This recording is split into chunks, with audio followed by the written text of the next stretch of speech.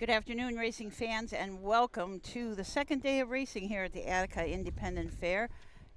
Another great day here. Stephen Taylor, Tom Pye, the harness guy, and myself, Susan Schroeder, going to bring you all this action. All the action in a fine 11 races today.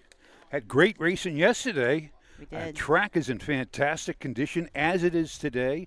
The weather cooperates. This, I'm telling you, this is, in fact, Trish Soulsby has just stopped by. Last year, it was like November up here. So cold. It was cold and the wind, and she says, I need a sweater. Well, now today it's like beautiful. It is. 85 degrees, and it's risen 10 degrees in the past hour. Yeah, it was, like you said, it was 75 when I got here, and it's just really nice. We've got some people here that came early and are going to stay late. Got some true fans here, that's for sure. I just saw something out there that really kind of touched me during the national anthem. You know, everybody stands up, and the tractor driver was standing up. He was driving while the anthem was playing. He was standing up driving the tractor, and then after the anthem was done, he sat back down. I've never seen anybody do that before on a tractor. It is funny because I have seen guys warming up their horses, and they will, as they pass through, they have their helmet off. Mike Sweeney. And well, there's one, yeah, I've Yep. seen it. But that's a good respect, and that is America, you know. Yeah. And this is one of the things coming to Ohio. I've never seen such Americana in my life. I says because everyone stands up, says a pledge of allegiance, and it's just a good atmosphere. Got more changes coming in. We'll go with the changes as we come to the races. So, but we're getting our scratches and all that. There have been 5 scratches, I believe. Originally, we had 66 horses entered today. 2-year-old filly trotters and 3-year-old colt trotters, 2-year-old colt paces. And today's big race is the Signature Series Attica Standardbred Trot. That is today's 9th race, and the free-for-all pace. And we come so close, 3/5 of a second yesterday, to setting a new track record. But this possible today with the free-for-all pace with the Attica area professionals. This is taking a quick look at it. And incidentally, folks can go to Ohio's Harness Racing Ohio.com and get your programs to follow along with us. That 11th race is interesting because it's horses that must be owned or trained in the counties of Seneca, Sandusky, Huron, Erie, and Crawford. So kind of narrows it down a little bit. So that's always nice to cater to your hometown group. Right. Okay, the local, let's see some of the owners here. We have Ronnie Heyman of Attica. And is a Denmark Maple Stable of Fort Myers, Florida. And then the Jean Ann Luffy and Mike Ward from New Regal, and Janie Waller from Republic, just across the town, just because, and Steve Reese from Republic, and J&R, that's Jamie Weller and Rod Allums, they're from Rising Sun, and Tom D. Hall, not Tom T. Hall, Tom D. Hall of Shiloh. And but those are the owners in the free-for-all pace. So there's some nice horses in there. You got 54.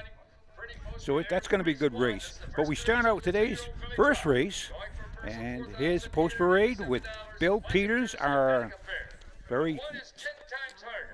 By Chris Beaver of Radnor, Steve Z. Handler of Worthington, and Leo Fleming of Campbellville, Ontario, trained and driven by Chris Beaver.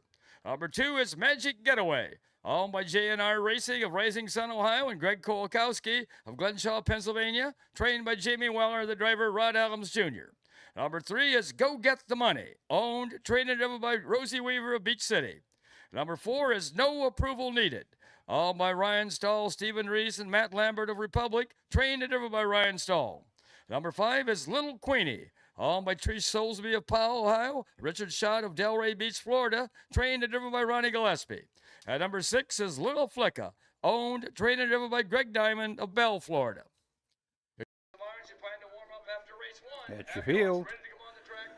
Would This you is, care to start us out? Yeah, it's an interesting race because 5 out of the 6 horses are trainer drivers. You know, I mean, we do see that at the fairs, That's but you very- don't see as much. It's all the catch The drivers same, are so yeah. popular. It's a very catch drivers nowadays are just taking over the business. Yeah. Right. All they do is come into the end of the game and punt a field goal, and the hero. Yeah. But- So from the rail out, we've got 10 times harder. Chris Beaver up. Chris also trains and is co-owner and co-breeder along with Stephen Z. Handler and Leo Fleming. This is a muscle up the goal filly out of an explosive matter mare. I'm the bomb. 5 starts on the year, has 2 seconds. One of those seconds was at Marion. But this filly has trotted in 2-4 in her qualifiers at Delaware. Does have, yeah, and she went 2-1 at Scioto in the Buckeye Stallion Series. That's so she has been there. Number 2 is Magic Getaway. Jamie Weller is a trainer. J&R Racing Sizing Son, Greg Kowalski. I want you. He's from Rod Adams Jr. is in the sulky. Got 5 starts this year. 1 win, 1 second, 1 third. 4,800 earn at Bell Fountain. 1 in. That was on the 7th of July. 2-5-2. And so this is has slacked off a little, but backed off. Backed off is a better word. Past couple of weeks. But number 3 is Go Get the Money. Rosie Weaver owns, trains, and drives. 7 starts on the year, 3 seconds. and number 4 was No Approval Needed with Ryan Stahl, and coming off of 2 wins in a row. Number 5. Little Queenie, Ron Gillespie, trains, drives, and trains and drives. Trish Soulsby and Richard Shout, the owners. 1 win on the season. That was at Marysville in 2-4-3. Number 6 is Little Flicker. Greg Diamond, trainer, driver, and owner, and from Bell, Florida. 6 starts this year, 1 win in Bowling Green in 2-6-4. That was the last start. So we got a good field here, and they're coming around the head of the lane right here at Attica, Ohio, at the Attica Raceway. Here they come.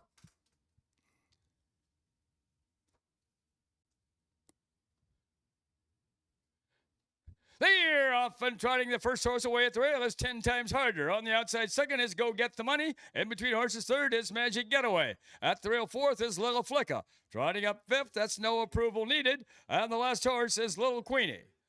As they make the turn now to head down the backside to race over toward that quarter-mile mark, Chris Beaver has 10 times harder on top by 1 length. Up on the outside now, pouring on the pressure, is Magic Getaway, driven by Rod Adams. Racing at the rail, third is Little Flicka, driven by Greg Diamond.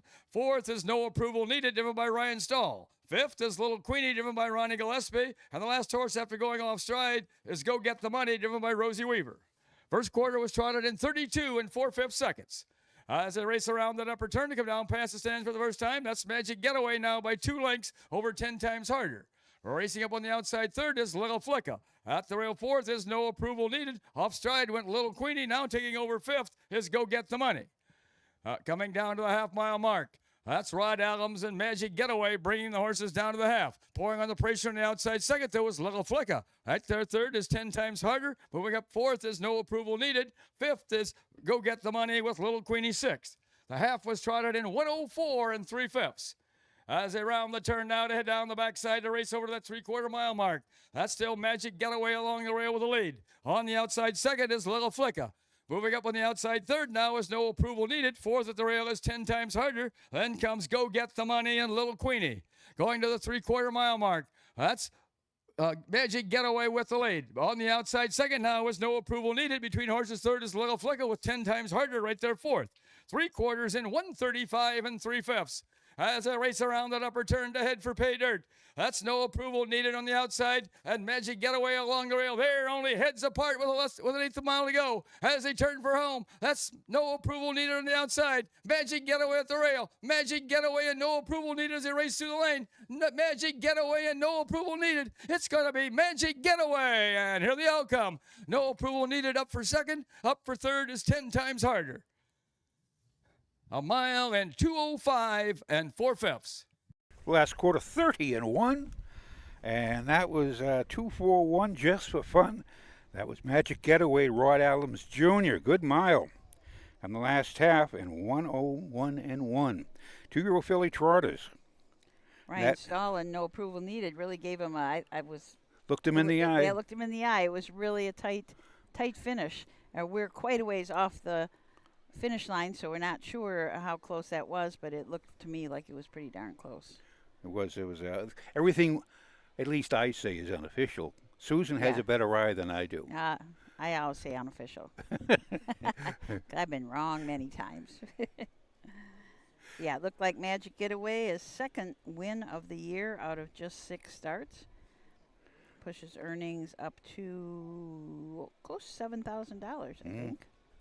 That no approval needed was 3 wins and 3 seconds in 6 starts, with over 12,000. Oak Harbor 2-2-4.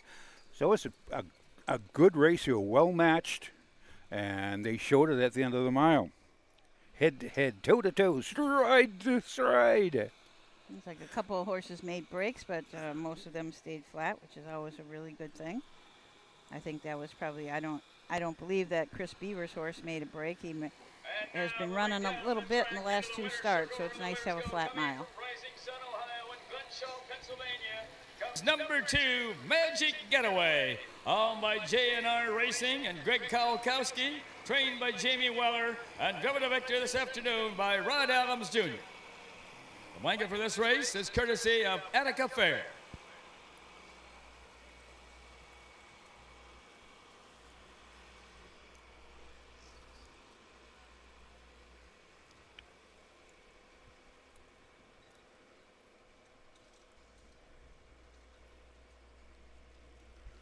Can always pick out the J&R stable because they have that neon pink and neon orange colors. Let's have a big hand here for Jamie Weller, Rod Adams, and Magic Getaway. And to the Attica Fair, the donors of the blanket. Makes it very easy to find the harness in the dark. That's what it does. Absolutely, yeah. Number 2, Magic Getaway.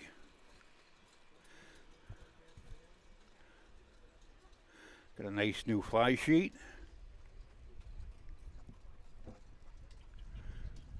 I just, speaking of flies, I'm telling you, the flies, after the fair leaves, flies are unbelievable. Oh, all the And the leftover worst food. is when you get in your car, and if you happen to leave the window open, Here are They the all official decide- placings for race 1 decide from to the go top. with there. Number 1, 10 Times Harder was 3rd. Number 2, Magic Getaway was the winner. Number 3, Go Get the Money was 6th. Number 4, No Approval Needed was 2nd. Number 5, Little Queenie was 5th. Number 6, Little Flicka was 4th. Time of the first quarter was 32 4/5. The half was in 104 3/5. The 3 quarters in 135 3/5. With a mile in 205 4/5. From the top it should read 3:16.254. A mile in 205 4/5. So that was the first race here at Attica. Good, exciting finish. Close it was. A good mile. Little Magic Getaway just missed a new lifetime mark by 2/5 of a second. So we shall return to Attica. Coming up a 2-year-old colt pace. We have 6 colts in here. This is interesting. We have the maidens. There's a couple that haven't been to the winner's circle, so we might see a new joinee in the winner's circle. So we shall return to Attica after these few messages. At Ohio State's Galbraith Equine Center, our veterinary champions are here for your champions 24/7, 365 days a year, providing advanced specialty care for sports horses from all stages and disciplines. Our expert team of boarded surgeons and sports medicine and rehabilitation specialists, together with veterinary cardiologists, internal medicine, and ophthalmologists, make our hospital your best resource for all sports horse performance issues. The Ohio State Veterinary Medical Center's Galbraith Equine Hospital. Call us today at 614-292-6661. When you need supplies for your horse, one name stands out: Big D's. Since 1976, Big D's Tack and Vet Supply has been the equine experts you can trust. Whatever your horse needs is available at Big D's Tack and Vet Supply. Visit the retail outlet in Streetsboro, Ohio, or order online at bigdweb.com for fast shipping. Most orders ship that day. or call 1-800-321-2142. Big D's Tack and Vet Supply. Midland Acres is proud to stand the prominent stallions, TCI, Long Tom, Ready for Money, Monty Mickey, Summa Cum Laude, and Bit of a Legend. With such great pedigree and speed in the stallion barn, Midland Acres will provide a diverse group of top yearlings in the sale ring for 2025. Visit us this fall at our consignments at the Blooded Horse Sale on August 26th, the Ohio Select Jug Sale on September 12th, and the Lexington Select Sale on September 29th through October 3rd. Let Midland Acres' experience in the industry lead you to the winner's circle. The roots of harness racing are born at the county fair. For over 150 years, people have gathered to watch horses battle it out for fame and glory. Catch the thrills this summer at an Ohio Fair Racing Conference County Fair. The OFRC races at 22 fairs in 20 Ohio counties. Trotters and pacers put it all on the line to be called the best in the Buckeye State. The Ohio Fair Racing Conference, where the path to greatness begins. Hey, welcome back to Attica. I was just flipping through the program. Looks like we have 3 divisions of the 2-year-old filly trot today. Everything else is just 2 divisions. And then, of course, our 2 overnight races, the Signature Series and the Free-for-All. We have a lot of great racing for you today. And in this 2-year-old colt pace, going for total purse of $14,310. This one is like $7,155. A fantastic purse. I just was on the backside, and we're talking with Bill Peters and how they split them in division. One guy said he didn't put his filly in. He says you have 2 divisions. He says, what if I put her in? Will you go on 3 divisions? Yes. He said, well, they would on 5 in it each, 15 horses, and you would have everyone gets a check, which is a decent. Everyone gets a nice check, which is good because you don't want to take the trip up here, spend the money for gas, sit around for 5 hours, and go home with nothing. Go home empty, yeah. So that's tough, but that happens. I mean, that's just part of the game. Sometimes you make money. Sometimes sometimes you win. Sometimes you have chicken dinners, winner chicken dinners, and sometimes you just have feathers. I like that. That's a very nice way of putting it. Sometimes you have chicken dinners. Sometimes you end up with feathers. There we go. All right.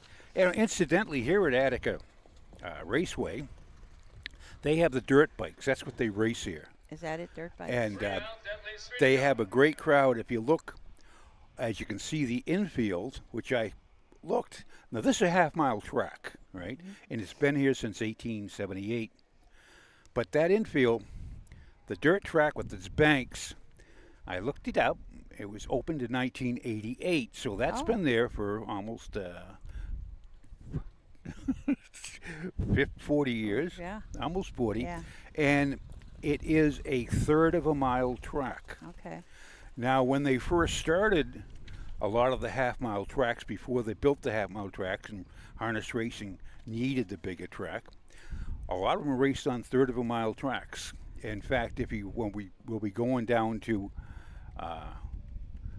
south to Rock Springs, and their track is in a large 1/3 of a mile track. So you have a tight turn like this, and then it stretches. You got a long straightaway. So and when you go into those turns, you have to lean. Everyone leans. The horses even lean. Like this. But so that's your 1/3 of a mile track, and that was what the horses first the tracks first started out with. There's the post parade for the second. Number 1 is Fire in the Rain, owned by Stephen Reese and Janie Weller of Republic, trained by Janie Weller, the driver Rod Adams Jr. Number 2 is Mama's Holy Terror, owned by Darrell Baird and Nathaniel Baird of Mount Blanchard, trained by Darrell Baird, the driver Jacob Baird. Number 3 is Leading Yankee, owned by Phil King of Windham, Ohio, trained by Larry Foose, the driver is Emmanuel Miller. Number 4 is Always 18, owned by Hosea Williams of West Point, Mississippi, trained and driven by Ronnie Gillespie. Number 5 is Beach Party at 8, Owned by Ivy Holdings of Apple Creek, Ohio. Trained by Robbie Brooks, the driver Pierce Henry. At number 6 is Trev Kelsey. Owned by David and Patricia Jury of Bucyrus. Trained by Robbie Brooks, the driver Drew Neal. Here's your 6 horses. And shall we start it out with Fire in the Rain? Number 1 is trained by Jane Weller, owned by Steve Reese and Jane Weller, Republic, and they're both in Republic. A couple of Republicans, I guess they are.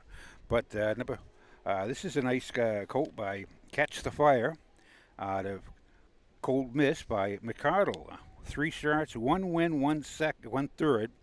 As a mark at Tiffin, good mile up there.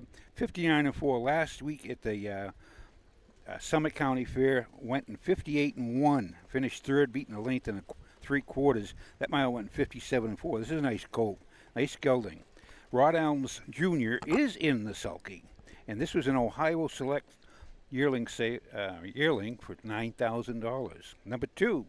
Mama's Holy Terror, Jacob Baird drives. Darryl Baird trains, owns, and bred this Western Touch geldings out of an All-American Native mare, Mother's Day Miracle. Nathaniel Baird is also co-owner and co-breeder. 4 starts on the year, has had 1/3. That third place finish was at Oak Harbor, where he was individually timed in 58-2. Number 3 is Leading Yankee. First time in front of a crowd. This is a 2-year-old colt by Yankee Cruz out of Bad Leading Lady by Big Bad John. Owned by Philip King of Wyndham, Ontario. Larry Foose is the trainer. And Marnie Miller will be driving this colt. He's Ohio Select yearlings purchase of $17,000. Welcome to the jungle, Leading Yankee. Number 4 is Always 18. Ronnie Gillespie trains and drives for Hosea Williams from West Point, Mississippi. A summa cum laude out of an Always Be Mickey mare was just a $3,000 purchase at the Buckeye Classic sale. Has already earned $7,600 this year. 4 starts, 2 wins. Those wins were at Bell Fountain in 2-2-1, and then again at Bowling Green in 2-5-1. This horse takes a hold in the post parade, so I'm going to kind of be looking for Ronnie to go to the top with this one. we try to. It's tough to outguess the drivers because an awful lot of them do not make their decisions till they're behind the gate, and the gate says, and Mike Webbenberg says, go! Like that. Number 5 is Beach Party at 8. Robert Brooks, trainee. It's a 2-year-old gelding by Down by the Seaside. I have not before 8 by Better's Delight. Ivy Holdings of Apple Creek, Ohio. 2 starts. No, having not been on the board. This line to be announced. We don't know that. Do you? Yeah, 8-4 raced at Mansfield, finished 3rd. Back quite a ways, did pace a mile in 2-8-4. There we go. So it's a little improvement. So Beach Party Pierce Henry is in the sulky. Number 6. Trav Kels, Ryan Stahl up for Robert Brooks. David and Patricia Jury from right close in Bucyrus are the owners. A Fear the Dragon out of a well-said mare. Pretty Girl Hanover.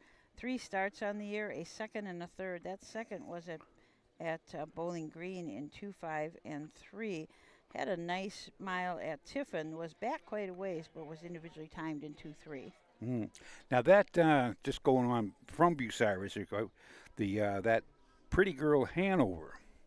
All right, now this is a 2-year-old. The 3-year-old is Garapalo, I believe, out of that mare. Out of that same mare? Okay, and then they have the mare that was, her name is Pretty Girl Dragon, who won 5 in a row up at Northfield. And that was, so that's a nice mare. You get a good mare like that, it's like having the golden goose. Here they are coming around the head of the lane. This is a 2nd race from Attica. 2-year-old colt Pace, going for a purse of $7,155. And they're behind the Mike Webkenberg starting gate. The gate moves around. The tractors. The bales of hay. Welcome to Attica. And here's Bill Peters to call the race.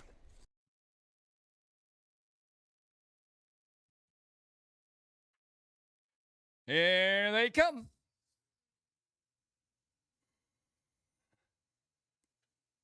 The year of off and pacing the first horse away at the rail is Fire in the Rain. Up on the outside second comes Always 18. Down at the rail third, that is Mama's Holy Terror. Mama's Holy Terror now goes off stride. As they make the turn now to head down the backside to race over that quarter-mile mark, that's Fire in the Rain with a lead, driven by Rod Adams. On the outside second, that's Always 18, driven by Ronnie Gillespie. And their third, that's Beach Party at 8, driven by Pierce Henry. Moving up fourth along the rail is Trev Kelsey, driven by Drew Neal. Racing fifth is Leading Yankee, driven by Emmanuel Miller. The last horse is Mama's Holy Terror, driven by Jacob Baird. First quarter was paced in 30 seconds. As they race around that upper turn to come down past the stands for the first time, that's Fire in the Rain with a lead, with Always 18 racing in their second. Racing in their third, that is Beach Party at 8. Moving along fourth is Trev Kelsey. Moving up on the outside fifth is Mama's Holy Terror, and the last horse is Leading Yankee. Coming down to the half-mile mark, still with the lead, that is Fire in the Rain. Moving up second now is Beach Party at 8. Dropping back third is Always 18. First half paced in 1 minute and 4/5 seconds. As they round the turn now to head down the backside to race over to that 3/4 mile mark. They've got to catch Fire in the Rain. Moving up a little closer second now is Beach Party at 8. On the outside third is Always 18. Heading down that backside, that's Fire in the Rain still with the lead. Always 18 now second on the outside. Third along the rail, Beach Party at 8. Moving up fourth is Mama's Holy Terror. At the rail fifth is Trev Kelsey, and the last horse is Leading Yankee. 6 horses pretty well bunched as they race past that 3/4 mile mark. 3 quarters in 1:32 3/5. As they race around that upper turn to head for pay dirt. That's still Fire in the Rain with a lead. Beach Party at 8 now edges up a closer second. On the outside third, Always 18. At the rail fourth is Trev Kelsey. As they race toward home, that's Fire in the Rain and Beach Party at 8. Fire in the Rain at Beach Party at 8. It's going to be Fire in the Rain, and here they all come. Beach Party at 8 up for second. Up for third is Trev Kelsey. 1 mile and 2:02 4/5. With the last quarter in 30-1.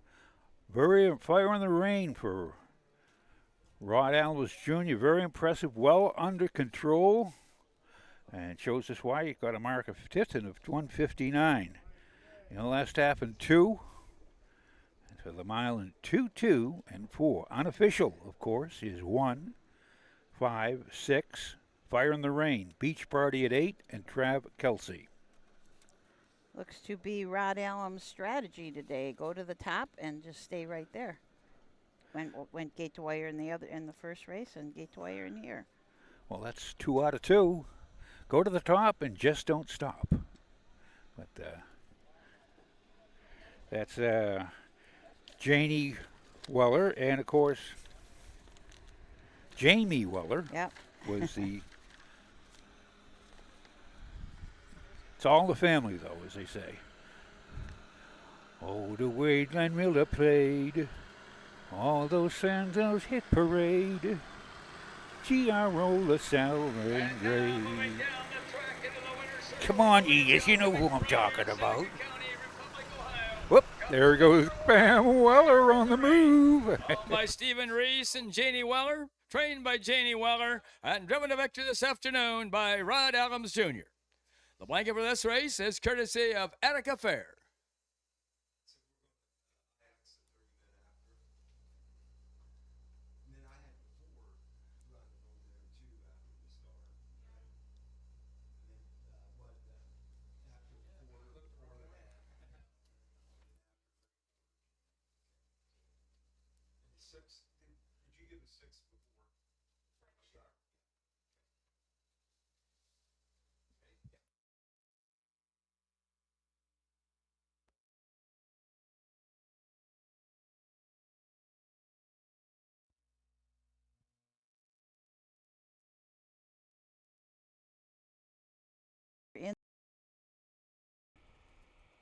Kind of a good play on words here. The sire is Catch the Fire. Mama is Cold Let's have a big Mist. hand here for Stephen Reese, Janie Weller, Rod Adams, and Fire in the Rain, the winner of race 2. And to Attica Fair, the donors of the blanket.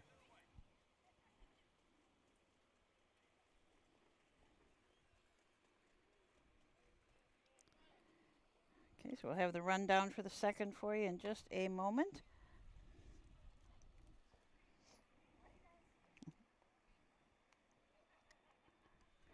Here are the official placings for race 2 from the top. Number 1, Fire in the Rain was a winner. Number 2, Mama's Holy Terror was 5th. Number 3, Leading Yankee was 4th. Number 4, Always 18 was 6th. Number 5, Beach Party at 8 was 2nd.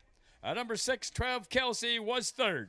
Time of the first quarter was 30 seconds. The half was in 1 minute and 4/5. The 3 quarters in 1:32 and 3/5, with a mile in 2:02 and 4/5. From the top, it should read 1:54.623, a mile in 2:02 and 4/5. Good mile. Representative of J&F Construction, trackside after the next race. So Trophy presentation. next race coming up is the 3-year-old colt trot, the first of 2 divisions. Got 5 horses in it, and we will be back to look at all 5 right after this.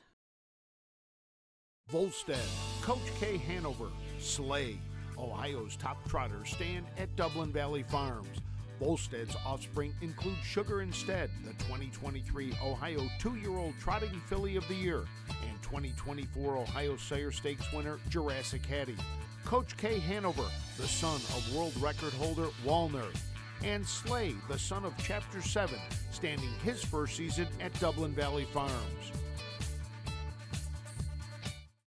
Make summer memories this year at the Ohio County Fairs. The Ohio Harness Horsemen's Association will be live streaming every race this year, and we want you to be there. Be a part of the excitement with the 2025 Ohio County Fair Racing Passport. Stop by the OHHA broadcast location in the grandstand to pick up your passport and stamp. Get stamps at every fair you attend. Prizes will be awarded to those that attend the most racing programs. Get your passport at the first fair you attend or call the OHHA office at 614-221-3650. Harness Racing, the fastest ride at the fair.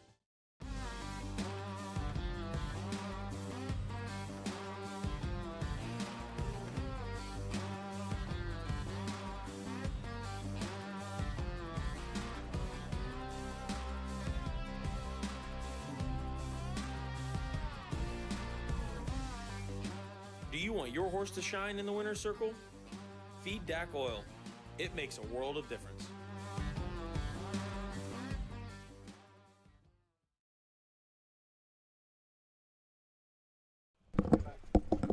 Okay, welcome back to Attica. Second day of racing here. Rod Allums just took the daily double. He had a winner in the first and winner in the second. And it paid $157.60. Oh, they don't have any betting here. No betting here. But we yeah. could pretend. We could pretend. But congratulations to Rod Allums and the Weller family. Number 3, third race colt. The third 3-year-old colts are coming up for the third race. We have a nice 5-horse field going for $13,060. This division this is a first of 2, goes for $6,530. I mentioned yesterday that on the way up here I go past what was the Pickwick farm, and I said I was going to stop on the way back, and I was it's a really nice place. It's like a farmer's market. There's 3 barns still up of the old barns, and they've got the sign on the front that's still there. But I believe the first barn maybe still has a lot of the original wood in it, but not a horse picture to be found. I figured that somewhere on the wall they would have a picture of the racehorses that were there or something, but there wasn't. So I was kind of disappointed in that. But it is like I said, a farmer's market and then a big event center. That you could go and have a big giant party in because it was pretty big, and then they also have another building that they sold stuff out of, gardening kind of stuff. And here it looks, I don't know if we're doing the post parade or not. They're coming by. The last horse is on its way. Last horse is on its way. It's going to be gathered to line up to parade. Okay, everybody's going to But line up. and they also have a pick your own garden out there. Yeah. And I went by there. I was expecting to see you out there picking something from the garden. I was there. I did walk around. They probably got, I'm going to say they got 4 or 5 acres of flowers out there. They're all in a row. It'll be like zinnias in one row, dahlias in another row, marigolds in another row, and you buy a container from inside the store, and then as many flowers as you can stuff in it, that is yours. Kind of a nice little thing. They also had, we were talking yesterday about Rod Cooper having those corn mazes, they had a sunflower maze. So sunflowers are up over your head, and you can go in. They had an entrance and an exit, so I did not go in it, but you could go in and get lost in the sunflowers, I guess. That's and whenever I see maze, I gotta sort of back away from them, because 50 years ago, 55 years ago, up in Rockingham, Salem, New Hampshire, Canopy Lake Park, We'll get the post parade. saved by the post parade. Number 1 is Hydroplane and Henry, owned by Ernie Ayers of Sand Creek, Michigan, and Ellen Belmore of Sylvania, Ohio, trained by Ernie Ayers, the driver, Greg Bateson. Number 2 is Flying Tom, owned by Ty Loy of Grafton, Ohio, David Wills of Granville, Ohio, R. Code of Newark, Ohio, and DJ Gregory of Utica, Ohio, trained and driven by Ty Loy. Number 3 is Silverton, owned by Rosie Weaver of Beach City, Ohio, and David Jury of Bucyrus, Ohio, trained by Rosie Weaver, the driver, Drew Neal. Number 4 is Uncle Moneybags, owned by Chris Beaver of Radnor, Barry Carter of Lancaster, Ohio, VIP Internet Stable, Pisatawny, New Jersey, and Tim Holman of Mainville, Ohio, trained and driven by Chris Beaver. And number 5 is What's Shakin', owned by W.J. Donovan of Delray Beach, Florida, trained and driven by Ronnie Gillespie. Catch the bars, you plan to warm up after race 3. Have your horse ready to come on the track when the horse for this race is going on. Now but just go about there. They told me they had a glass house at Canopy Lake Park, and I says, okay. They says, what you do, you can go through it easy. Just look at the bottom of the doorway, and if it doesn't have a frame there, that's the way out. I says, okay. So I go in there, and I just follow advice, and I'm going face first, flat against the glass, and like this. It started out. I went in there. There was 3 people out watching me in there, people in there. I came out. I come out the entranceway, and the guy says, "Oh, you can't come out this way. You can't go this way." I said, "I'm out of here," because I was stuck in there for like 5-10 minutes. Oh. And I looked, and there had to be 50 people standing there laughing. But I don't go into any mazes after. No mazes after that. And incidentally, about New Hampshire, number 5, What's Shakin', is owned by W.J. Donovan of Delray Beach. He originally started in the business as a groom, which is part-time summer because he had a regular job, and but for Wally Ross up in Rockingham Park. Wow. And that was back 1973. And now he's one of the largest Standardbred owners. He's with Burke. He's with Ronnie Gillespie here. He's one of the largest, and that started out up there in little old Rockingham. Well, let's start out this third race. 3-year-old colt trotters, Hydroplane and Henry from the rail with Greg Bateson. Ernest Ayers trains, owns, and bred along with Ellen Bellamore. This horse has been racing fantastic this year, as he did last year. 7 starts on the year, 5 wins, 1 second, 1 third. Last win was at Bowling Green in 2-2 and 4. His fastest win was 1:59 and 4 at Northfield Park. Number 2 is Flying Tom, with Ty Lloyd trainee, and Ty is driving too. And Flying Tom he's a Long Tom Geldon out of Lee's Little Sis by full count. 11 starts this year, 1 win, 1 second, 4 thirds, 9,900 in the card. Going to qualify a time of 2-2 and 4 at Northfield. Last week at this was just 2 days ago. 2 days ago. Berea, Can't even say that. At Berea at the Cuyahoga County Fair. How'd he finish? I don't know. Oh, you don't have that. Okay. No, I don't have that. Well, we don't. That's too low. But it does show 2 minutes flat, 2 minutes and 3/5 at Bucyrus. Got 33,000 earned lifetime with the mark of 2-1 at Northfield. Number 3 is Silverton, driven by Drew Neal. Rosie Weaver trains and co-owns along with David Jury. This is a Marseille gelding out of a Dream Vacation mare, coming off of a win last start at Mansfield in 2-4. Has 3 wins on the year, the fastest of those, 2 minutes and a 5th at Northfield. Number 4 is Uncle Moneybags, Chris Beaver trainee, part owner, and B. Carter and VIP Internet Stable, and T. Holman of Ohio. This 3-year-old gelding by Uncle Peter Got a mark of 158 and 3 at Scioto, over 77,000 earned lifetime. And from the outside, What's Shakin'? Ronnie Gillespie up. Ronnie also trains for W.J. Donovan. A What the Hill won his last start at Bowling Green in 2-1 and 2. Here they come.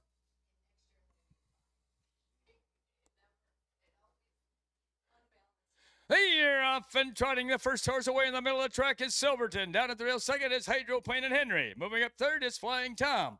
On the outside fourth is Uncle Moneybags. And the last horse is What's Shakin'. Now off stride goes Hydroplane and Henry. Also off stride is Silverton. Taking over along the rail is Flying Tom, driven by Ty Loy. Racing in their second down the backside is Uncle Moneybags, driven by Chris Beaver. Moving up on the outside third is What's Shakin', driven by Ronnie Gillespie. Back trotting fourth is Silverton, driven by Drew Neal. Back trotting fifth is Hydroplane and Henry, driven by Greg Bateson. First quarter was trotted in 31 and 2/5 seconds. As they race around that upper turn to come down past the stand for the first time, now Uncle Moneybags is taking over. Dropping back second is Flying Tom. What's Shakin' moves up on the outside third. Fourth is Silverton, and trailing is Hydroplane and Henry. Racing down to the half-mile mark. That's Uncle Moneybags bringing the horses down to the half. On the outside, pouring on the pressure is What's Shakin'. At the rail third is Flying Tom. Fourth is Silverton, and trailing is Hydroplane and Henry. First half trotted in 1 minute and 2/5 seconds. As they round the turn now to head down the backside to race over to that 3/4 mile mark. The one to catch is Uncle Moneybags. The horse pouring on the pressure on the outside second is What's Shakin'. At the rail third, looking for racing room is Flying Tom. Fourth is Silverton, and trailing is Hydroplane and Henry. Going toward that 3/4 mile mark. What's Shakin' now takes over by about 2.5 lengths. Back to second is Uncle Moneybags. Flying Tom is third. Racing in their fourth is Silverton, and trailing Hydroplane and Henry. 3/4 in 1:30 and 4/5 as they race around that upper turn to head for pay dirt. That's What's Shakin' now, opening up about 6 lengths on Uncle Moneybags. Flying Tom up on the outside third. Silverton fourth. Closing in fifth is Hydroplane and Henry as they race toward home. That's What's Shakin' with the lead. Moving up on the outside second is Flying Tom. Along the rail third, Uncle Moneybags, and also on the mover, Silverton, Hydroplane, and Henry. But past the stands, it's going to be What's Shakin', and here the outcome. Flying Tom holds on for second. Tight there for third between Silverton and Uncle Moneybags. 1 mile in 2:01 and 2/5. And Ron Gillespie, coming across the wire, he just turned around his head and said, "Where did they all go?" Yeah. But he was on top by easy 10 lengths. Absolutely. Quite a surprise in the first turn. Hydroplane and Henry went off stride. Does not show a break in his last 6 starts. I don't think that this horse runs much at all, so that must have been quite a shock for Greg Bateson to be going off stride. And also Silverton went off stride. Also very unusual. Both those horses like to race from the top, as well as What's Shakin'. But What's Shakin' this time took the trip and was content to sit for a while. But boy, when he went, he really went fast. So What the Hill Gelding out of Broadway's Sister by Conway Hall. Had broken equipment his last start at Bowling Green and still won by 4 lengths. Nice colt. He has, as again last year, he made $130,000. So this year, that's just put him over. He's at $33,000 now. So he has over $163,000 earned in 2 years of racing. For a $17,000 purchase at the Ohio Selected Sale as a yearling. That's Ronnie Pretty Gillespie. good return on investment. Huh? Pretty good return on investment Yes. for this colt. Ronnie Gillespie's done well with his horses. And now moving down the track into the winner's circle where the winners go. Coming in all the way from Delray Beach, Florida, comes number 5, What's Shakin', owned by W.J. Donovan and trained and driven to victory by Ronnie Gillespie. And What's Shakin' has just equaled the 3-year-old colt trotting track record here of 2:01 and 2/5, which is also held by DeKaiser back in 2017 and Blasco in 2018. So we now have 3 horses with that same time of 2:01 and 2/5 for the 3-year-old colt trot. Last week, What's Shakin' broke the 3-year-old colt trotting track record at the Wood County Fair in Bowling Green. The blanket for this race is courtesy of J&F Construction Incorporated. Let's have a big hand here for Ronnie Gillespie and What's Shakin' and the J&F Construction, the donors of the blanket.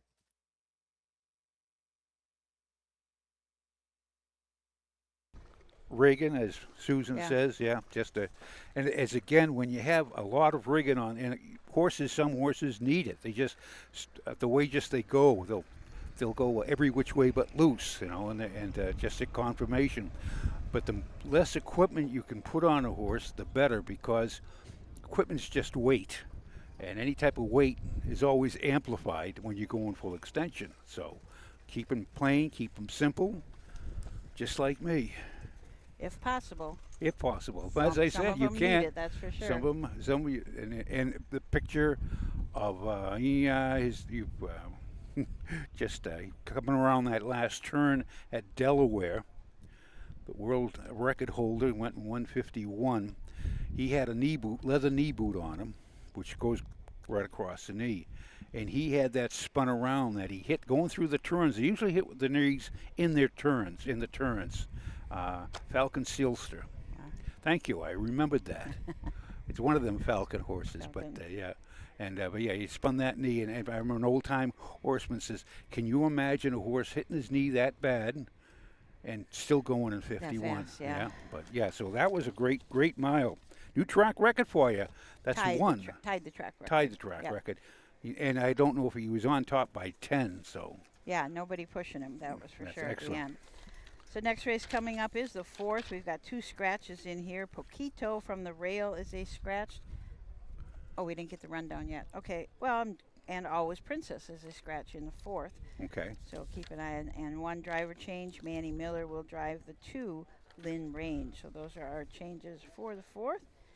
We should get have the the results for you any second. So we got a Fair Princess coming up here. Attica Independent Royalty. Yep. Looking for a stamp. Princess. Here are the official placings for race 3 from the top. Number 1, Hydroplanet Henry was 4th. Number 2, Flying Tom was 2nd. Number 3, Silverton was 3rd. Number 4, Uncle Moneybags was 5th. Number 5, What's Shakin' was the winner. Time of the first quarter was 31 2/5.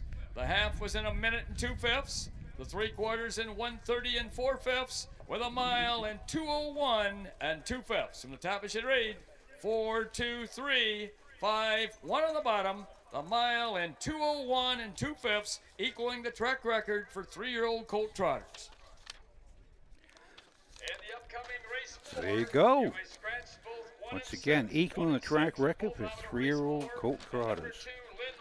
We are coming up to the 4th race now. These 2-year-old filly trots. This is the 2nd division of 3, I believe. And we have 6 in. Well, we have the 6 is scratched, so we have 6 in. The 7 starts from the 2nd tier. So we shall return after these brief messages from our sponsors. Who feeds your need for new ideas for your family's best farm future? Ohio Farm Bureau. We work with our members to shape ag policy that will positively impact our industry. Farm Bureau is advancing business solutions to give you a competitive advantage. We help you gather information to stay ahead of important topics and technologies. Plus, Ohio Farm Bureau creates opportunities for growth. Ohio Farm Bureau, feeding your need for new ideas.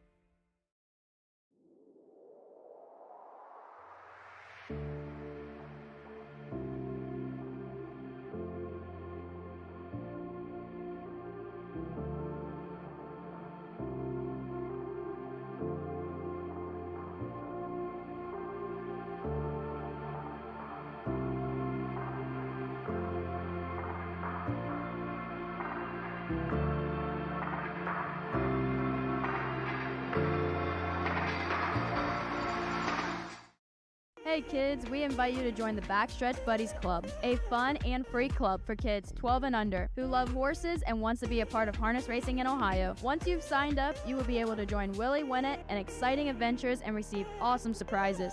Sign up today using the QR code. I want to sign up. You're too old. I'm still a kid at heart. Really? But yeah, they have. Yeah, It's a well, great little that's all thing, you need. and it's Samantha Mayhew doing her little ad there. Good job, Samantha. Sam, as we call her, and she's the oldest daughter of the Mayhews, and she's now an intern. So again, this Mayhews from Circleville, down there in Pickaway County. Pickaway County have the Pumpkin Festival right after Little Brown Jug, and of course the old story about the champion pumpkin went out celebrating a little bit too much after winning and woke up at the morning with a terrible squash. I'm sorry. I'm sorry. I had to throw that in there. And we're back for the fourth.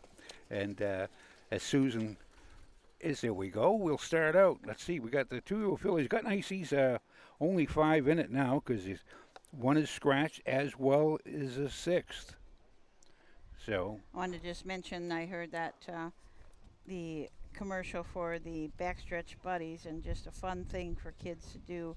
We're going to have a few events, but mostly it's just they will get things in the mail, so we'll get all sorts of fun things in the mail, and Samantha has it planned so that they get like the first thing that they're going to get is about shoes, horseshoes, and a little bit of information about horseshoeing, why they wear what they wear, different types of shoes. So every month or so you'll get something in the mail about some aspect of the Standardbred racing. So it should be fun and educational, and just kind of a cute thing for kids to do. We already had 31 kids sign up, so that's sure. Well, it's a freebie. Yeah, everyone loves a freebie. Yeah. And speaking of shoes, which and tonight over at Hoosier is our granddaddy of the fastest horses of all time is Dan Patch. They have the Dan Patch at Hoosier tonight. Tomorrow's a Milstein up at Northfield. So you have two big races. They got 300,000 for Milstein and all that. But Dan Patch wore a shoe. He had a crooked leg behind, as we're talking about shoeing. And it was, I believe it was a side-weighted shoe, which has more weight to the outside, which is double the width and all that. And the shoes go, you start out, you have 3/8 of an inch to a 1/2 inch to 5/8 of an inch wide. That's called the web.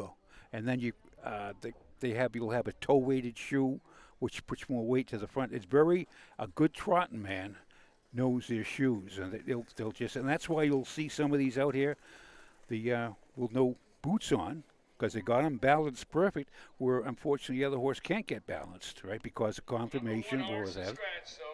But yeah, so I'd like to see the Dan Patch shoe, what type he wore behind. They might have that on their website. I'll have to go searching. Yeah. But yeah. Dan Patch is not only a claim to fame in Indiana, but also Minnesota, because that's where he was. His owner, Mr. Savage, had a huge farm, built an indoor training track in Minnesota, so the horses could keep jogging all winter in some sort of comfort. But yeah, Dan Patch, pretty big deal. The most famous awards in the country are named that. So let's join Bill for the post-parade of the fourth. Has been drawn. Number 2 is Lynn Range, owned by Hagerman Racing of Mount Vernon, Ohio, Lucinda Belcher of Winchester, Kentucky, and Martin Yoder of Mount Eaton, Ohio. Trained by Herman Hagerman. The driver is Emmanuel Miller. Number 3 is Hillcat, owned by Bruce and Dalton Walls of Greenville, Ohio, and Gina Boolman of Westerville, Ohio. Trained by Bruce Walls. The driver, Ronnie Gillespie. Number 4 is My Secret Money, owned by Mike Sweeney of Delaware, Ohio, and Lemmer Racing LLC of Rockwood, Michigan. Trained by Mike Sweeney. The driver, Curtis Harper. Number 5 is Princess Holly D, owned by Pierce Henry of Lipsick and Darmafall Racing Enterprises, Sylvania, trained and driven by Pierce Henry. Number 6, Always Princess, has been drawn. Number 7 is Viva Magenta, owned by Heartland Acres of Walhonding, Ohio, trained by Rosie Weaver, the driver, Drew Neal. So that's our post parade. Going for $4,987. This is the second division of 3. We'll start out with Lynn Range is a 2. The one has been scratched. Lynn Range is a 2-year-old filly by In Range out of Lynn's I put on my Clark Kent glasses so I could see this. And the benefits of old age, as they say. But by Lynn Slider out of Andover Hall. A lot of Hall horses, and they go back to the founding sire, you might as well say, was AC Vikings from the 1960s. That was Sanders Russell. AC Viking was, of course, a Grand Dam and went on the side of Noble Victory. And Noble Victory was blah, blah, blah. And they're down to the Hall horses, Conway, Hall, Ennisel. But anyway, there's 4 starts, 2 seconds. Going to mark 2, 4, and 2 at Bowling Green. Coming off 2 in a row for Herman Hageman Racing and Lucinda Belcher and Martin Mariota.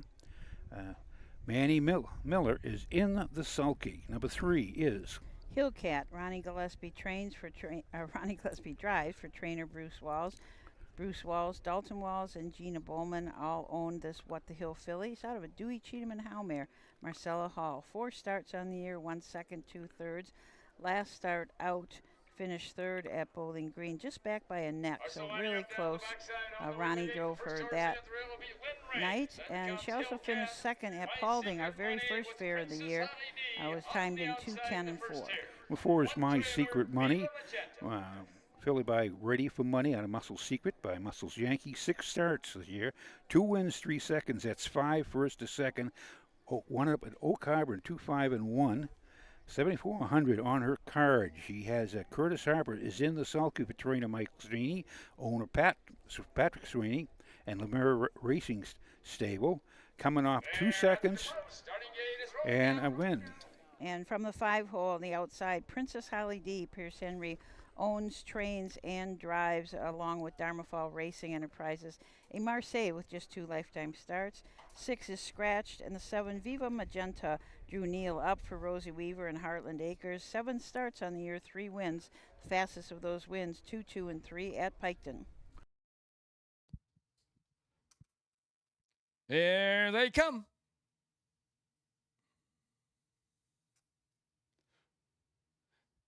They're off and trotting. The first horse away at the rail is Lynn Range. On the outside, second is Hillcat. Moving up third at the rail, that is Viva Magenta. On the outside, fourth is Princess Holly D. And the last horse is My Secret Money. She's off stride. Also off stride went Hillcat. And also off stride is Viva Magenta. As they make the turn now, heading down the backside to race over toward that quarter-mile mark, Emmanuel Miller has Lynn Range on top by about 3 lengths. Trotting second is Princess Holly D, driven by Pierce Henry. Moving up third is Hillcat, driven by Ronnie Gillespie. Fourth is My Secret Money, driven by Curtis Harper. And the last horse is Viva Magenta, driven by Drew Neal. First quarter was trotted in 32 and 1/5 seconds. As they race around that upper turn to come down past the stand for the first time, that's Lynn Range by 2.5 lengths over Princess Holly D. Closing in third now is Hillcat. Fourth and off stride is Viva Magenta. And the last horse is My Secret Money. Coming down to the half-mile mark, that's Emmanuel Miller and Lynn Range bringing the horses down to the half. Sitting in the golden chair second is Pierce Henry with Princess Holly D. Racing third is Hillcat. Fourth is My Secret Money, the last horse Viva Magenta. First half trotted in 104 and 4/5. As they round the turn now to head down the backside to race over that 3/4 mile mark. The one to catch is Lynn Range. The closest horse second is Princess Holly D. Third is Hillcat. My Secret Money is fourth, and the last horse Viva Magenta. Going to the 3/4 mile mark. That's still Lynn Range with the lead. Racing second, Princess Holly D. Closing in third now, Hillcat. Those front three pretty well bunched as they race past the 3/4 mile mark. That's Lynn Range, Princess Holly D, and Hillcat. And then farther back comes My Secret Money and Viva Magenta. 3/4 trotted in 137 and 2/5 as they race around that upper turn to head for pay dirt. That's still Lynn Range with the lead with Princess Holly D second and Hillcat third. As they head into the lane, that's still with the lead, that's Lynn Range. Princess Holly D trying to come on the outside. Lynn Range, Princess Holly D, and Hillcat. It's going to be Lynn Range, wire to wire, and here they all come. Princess Holly D up for second with Hillcat for third. 1 mile in 2:07 and 4/5. They stayed that way. They settled in after the breaks. There's so many breaks, I was making so many X's on my card. I thought I was playing tic-tac-toe. 2:07 and 3/5 was that? 4/5. 2/5 of a 7 and 4. Okay, 2-7. Coming last quarter, 30-2, and they sat 2-5-3, and they finished 2-5-3. I think that would have turned out quite differently if if they wouldn't have made breaks. But boy, these baby trotters sometimes, as I always quote Rosie Weaver, it's more manners are more important than speed with the 2-year-old. Absolutely. They stay trotting, you'll make money. Yeah. And that's 3 in a row for Lynn Range. Kind of a nice 5 starts on the year with 3 wins now. First 2 starts at Paulding and Marion, that filly ran quite a bit, but looks like they've got her figured out now, that's for sure. And there's a thing, they took 3 weeks off, of course, because that was on the 20th or the 30th, and then on the 21st of July, they come back. And during those 3 weeks, you can train them. I've seen them train 3 or 4 trips a day, change every trip. And that's, you get them, there's nothing to our textbook that says this is what you have to do. You just got to figure out the animal self. Some horses, you just have to throw a pair of hobbles on, and they'll go out and pace in 2 minutes. Others, not so lucky. But yeah, that was a nice, good mile for Manny Miller. Herman Hageman, he'll be making the trip. Herman Hageman has, he's been having a good past couple of weeks. I see the other races. He's leading few wins. This is his first win today. Yesterday he had 2 yesterday. Had 2 yesterday. Yeah, so he is 3 for the week for the meet here.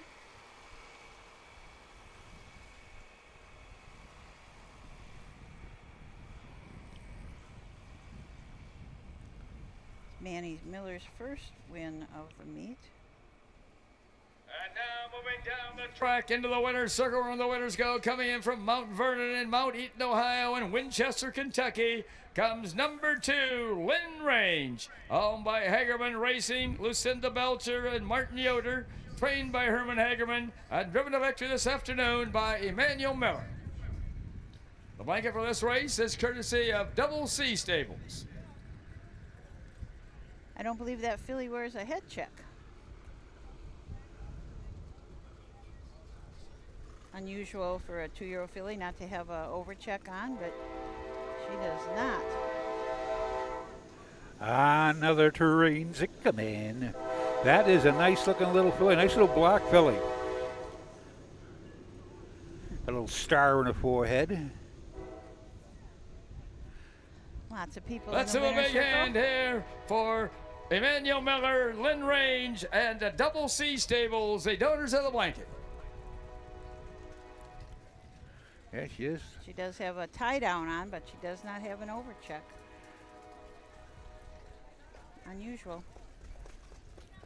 I'm never sure. I'm always worried about saying that, but when I saw the front of her face, there was nothing in the front of her face, so she did not wear an overcheck. There was one old farmer, we'll call him. He'd come to the blacksmith shop, and when you have a good trotter, it's like sitting out behind them. It's like sitting behind poetry in motion.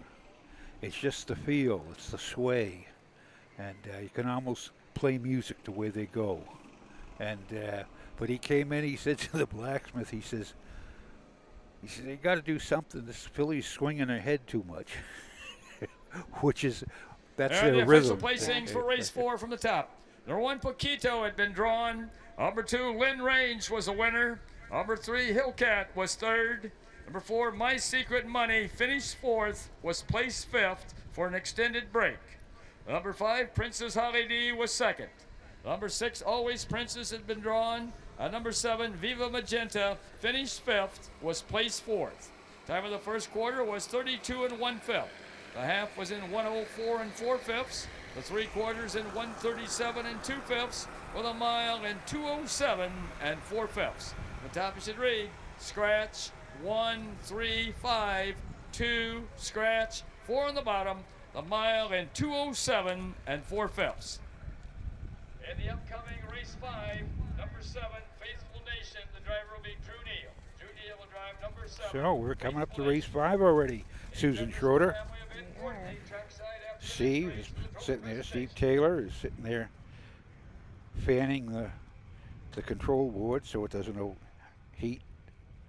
That is problems that will, if we out in the sun, won't hit the computer or anything like that, it will overheat quicker than pancakes on a griddle. And I usually burn my pancakes, so I know what I'm talking about. So the 7th race, 3-year-old filly pace is going for a purse of $6,900. 5th race. 5th race, huh? No, I'm 5th race. Here we You go. turned too many pages here, Tom. I'm on the 7th. I just stapled the wrong number Okay. there. 5th race coming up. 3-year-old filly pace going for a purse of $6,910. There are 7 fillies in here. This is the Ed Fortney Memorial Down the Stretch Memories, and we'll be here to discuss the races after these few messages from our sponsors. Cool Winds Farm is one of Ohio's premier standardbred breeding farms. Cool Winds stands the popular Dancin' Yankee, Jug winner Southwind Aussie, and the royally bred Western Fame. Cool Winds Farm is proud to present our yearling consignments at the Ohio Selected Jug Sale at Pickaway on Friday, September 12th, and at the Standardbred Horse Sale in Harrisburg during the Cool Winds of November. The Ohio equine industry needs your help. I'm Scott Mogan, president of the Ohio Harness Horsemen's Association.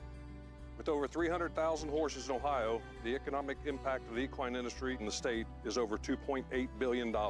That means jobs that pump millions of dollars into the local economy and support thousands of families.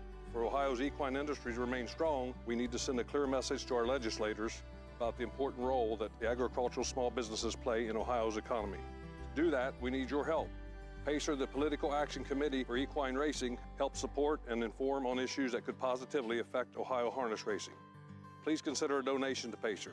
To donate, visit our website at ohha.com or call 614-221-3650. Your donation will help keep harness racing strong in Ohio. Thank you for your support.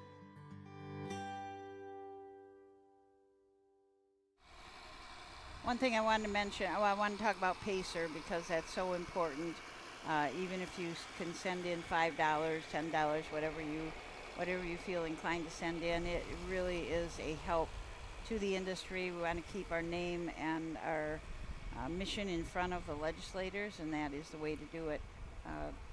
We have a fantastic lobbying group that keeps on track, on top of everything that comes up in the State House that's going to affect us. So it's a good thing to make a donation to if you are inclined to do that. Yeah, and here in Attica, we have a legislator. Our Senate is in Bill Reinecke, and the House Gary Click. Click on click. But yeah, definitely, a support. Even like if you hit the like button on harness racing, just show your support. Yeah. That's all it is. Yeah. And another something I want to bring up too was that on Harness Racing Ohio, where a lot of you go to get your programs, we also have the Hall of Fame is now housed there, so you can go to the Hall of Fame button at the top of the top of the home page, and then you can sort by names. You can put a name in and find it. We're not 100% done with that. There are some names that still are not on the website, but we're working on that as we can. But a nice place to go and read some stories about not only people, but also the horses that are in the Ohio Harness Racing Hall of Fame. Just a great resource. And if anybody out there has any stories or any newspaper articles, anything about somebody that is in that Hall of Fame, we would appreciate adding that to the story, because we want these people to stay alive in harness racing. I always think of somebody who says, "Oh, my grandpa was in the Hall of Fame," so they're gonna read about their grandpa. Just kind of an exciting place. And I say grandpa because 99% of them are males, but we had our first female inductee into the Hall of Fame last year, Laverne Hill, wife of Charlie Hill. She was the matriarch of the Scioto Downs and has the Laverne Hill barn at Delaware named after her. So here is the post parade for the 5th. Number 1 is Call Me Over the Hill, owned by Stephen Reese of Republic, Ohio, and J&R Racing of Rising Sun, Ohio, trained by Jamie Weller, the driver, Rod Adams Jr. Number 2 is Play On Player, owned and trained by Kurt Kane of Adrian, Michigan, the driver, Emmanuel Miller. Number 3 is Really? Are You Kidding Me? Owned, trained and driven by Dan Vinier of Pemberville. Number 4 is Ella Joe, owned by Steve Butler of Salesville, Ohio, Eric Butler of Quaker City, Ohio, trained and driven by Ronnie Gillespie. Number 5 is Nefarious Niblet, owned, trained and driven by Travis Boring of Clayton, Michigan. Number 6 is Whiskey Hill, owned and trained by Robbie Brooks of Van Loo, the driver is Pierce Henry. At number 7 is Faithful Nation, owned and trained by Courtney Macon of Columbus Grove, the driver Drew Neal. Attention to the barns, you plan to warm up after race 5. Have your horse ready to come on the And again, as you go in the Hall of Fame, what was the lady driver? The lady driver was Margaret, who was the pioneer. She drove. She couldn't. They wouldn't give her a license when she first started out because they wouldn't. The men wouldn't drive against a lady, you know. Oh. But you know what I'm talking about. Well, they've had articles anyway, and you folks know who I'm talking about, I hope, because I don't know who I'm talking about. But yeah, but the Wellers, Jamie and Jane, and they've been in the business. They're pioneers in the business. And they've been stalwarts. That's the word. That's a good one. Today's word is stalwart of in the Ohio harness racing, right? And as again, you see people that call them a future Hall of Famer. Well, they will. And of course, in any sport, it's you have to have luck. And of course, you got to forego the injuries and all these other things. But when after 50, 60 years, and you end up in the Hall of Fame, that's an honor. Absolutely. So let's take a quick look at the horses in this race. Call Me Over the Hill. Rod Adams, who's already won 2 races on the day, up in the sulky. Jamie Weller, trainer. Stephen Reese, J&R Racing, the owners. A Racing Hill out of a Call Me Little Terror, who is by Western Terror. Did not start as a 2-year-old. Has 10 starts this year. 4 seconds and 3 thirds. Did pace a mile in 58 and 3 at Tiffin. Number 2 is Player on Player. It is a 3-year-old filly by Dancing Yankee. Out of Play for Keeps by Manhart. Kurt Kane is a breeder, owner, and trainer. Manny Miller in the sulky. This filly by Dancing Yankee. She's 14 starts this year, 3 wins. Win at Northfield at 155 and 2. And last week at Northfield, she finished 4th, pacing 57 and 1. Just got beat a neck, 58 and 3. Are you kidding me? From the 3-hole, Dan Vinier owns, trains, and drives. Coming off of a 3-win streak. Last win was at Bowling Green. Also won at Tiffin in 59 and 4. Number 4 is Ella Joe, Ron Gillespie, and trainer driver, and got 44,000 card, 56 at Marysville, coming off of 2 miles, 3 miles, and the good miles. Number 5. From the outside, Nefarious Niblet, Travis Boring up. Travis also trains and drives. No starts as a 2-year-old, 5 starts this year. Whiskey Hill and Pierce Henry from the 2nd tier in the 6-hole. Robert Brook, trainee, owner. And from the 7, Faithful Nation with Drew Neal up. Courtney Macon trains and owns. Here they come.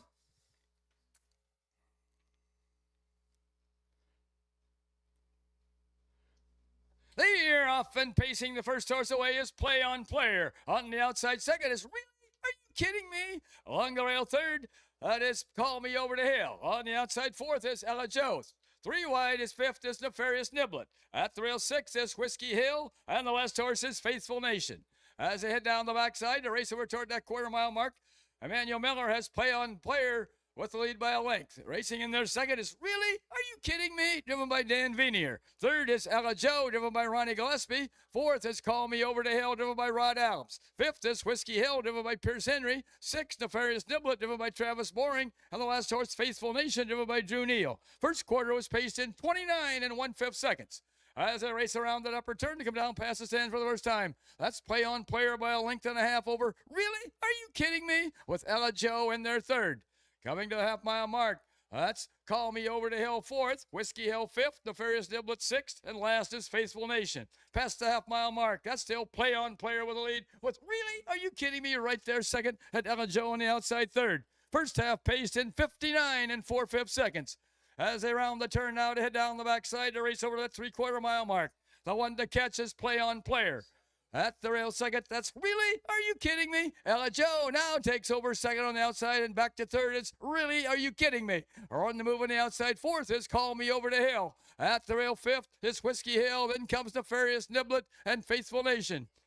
3/4 in 1:30 and 2/5 as they race around that upper turn to head for pay dirt. Front five still well bunched. That's still Play on Player with the lead. On the outside second is Ella Joe. At the rail third is really? Are you kidding me? With Call Me Over the Hill on the outside fourth and Whiskey Hill at the rail fifth.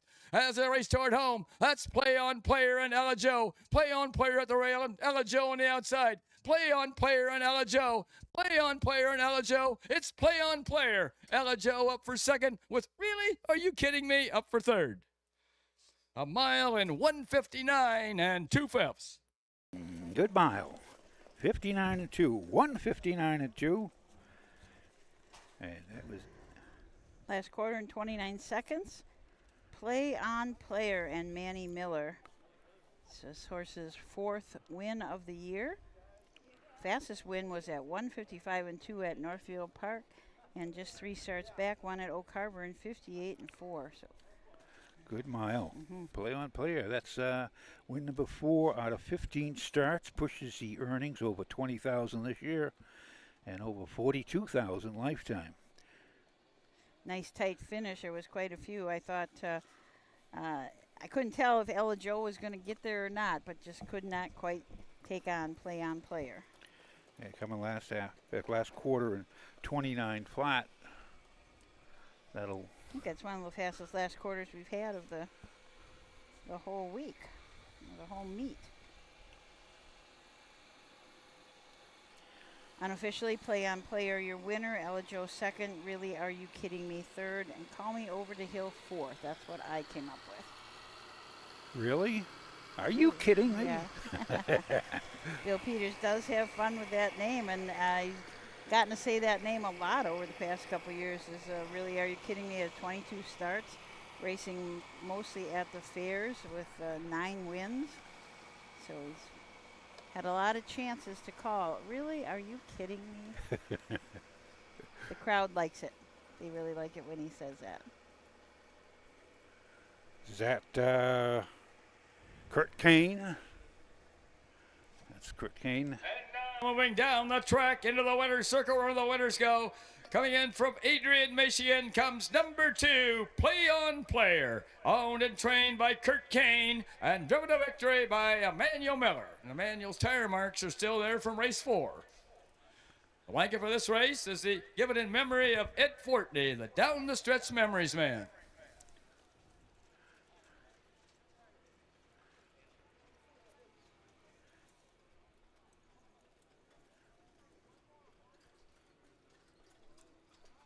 Let's have a big hand here for Kurt Kane, Emmanuel Miller, and Play on Player, and those giving this blanket in memory of Ed Fortney.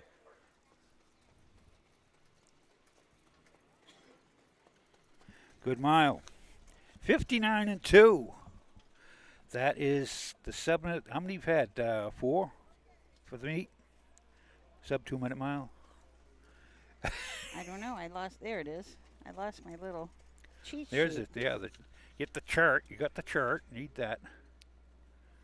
Yeah. This is the second sub 2 minute mile. We the signature series yesterday went 57 and 3. But this is the only other sub 2 minute mile. See, when the finishes are tight, I don't pay attention to the time. I just like that, the competitive. In fact, somebody asked the race secretary, what's your wish? He says, having a 6-horse race and having a 6-horse photo. Yeah. Okay, that is our 5th race.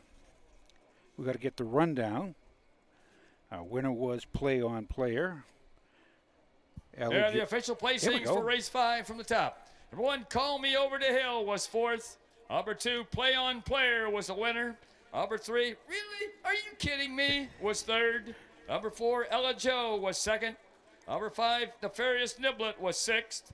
Number 6, Whiskey Hill was 5th. And number 7, Faithful Nation was 7th. Time of the first quarter was 29 1/5. The half was in 59 4/5. The 3/4 in 1:30 2/5. With a mile in 1:59 2/5. From the top it should read 4:13.265. 7 on the bottom. The mile in 1:59 2/5. That is that 5th. We're coming up to the 6th here at Attica. 6 of 11. Emmanuel Miller will drive number 1, Rated PJ. At number 6, Chattahoochee, the driver will be Ryan Stahl. Ryan Stahl will drive number 6, Chattahoochee. Okay. Representatives of C&D Jury Farms. So those are your 2 changes for race number 6. 2-year-old Colt Pace. We're going to be right back to talk about all 6 right after this. In Ohio, Hickory Lane Farm has the stallions you are looking for, like What the Hill, Uncle Peter, and In Range, as well as Branded by Lindy, Jug Winner Luz Pearlman, Racing Hill, and Guardian Angel Oz. Hickory Lane will offer a host of Ohio-sired yearlings this fall, including 6 by In Range, 5 by Uncle Peter, 4 by Guardian Angel Oz, and 1 by What the Hill. Find out more at hickorylanefarm.com. At Ohio State's Galbraith Equine Center, our veterinary champions are here for your champions 24/7, 365 days a year, providing advanced specialty care for sports horses from all stages and disciplines. Our expert team of boarded surgeons and sports medicine and rehabilitation specialists, together with veterinary cardiologists, internal medicine, and ophthalmologists, make our hospital your best resource for all sports horse performance issues. The Ohio State Veterinary Medical Center's Galbraith Equine Hospital. Call us today at 614-292-6661. Own a little and love it a lot. TheStable.ca is an award-winning fractional ownership operation. Buy as little as 1% of a racehorse and experience 100% of the thrill. TheStable.ca makes ownership easy, accessible, and affordable. Communication and customer service are at the heart of everything we do. Get started at TheStable.ca.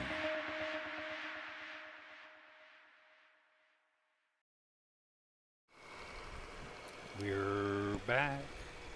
Just talking about the Stable.ca fractional ownership group. We talked to Rod Cooper yesterday about being in a fractional ownership, and in the 7th race, the 1 horse, Nelly Up, is partially owned by a fractional group, which I have 1% of that.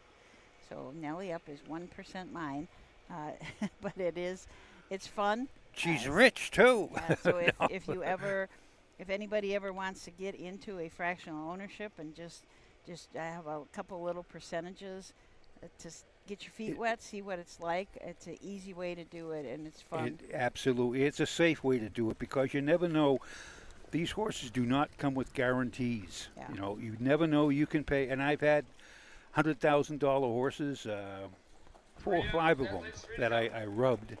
And the whole total of them, 4 of them didn't make more than $20,000 total. Yeah. $20,000.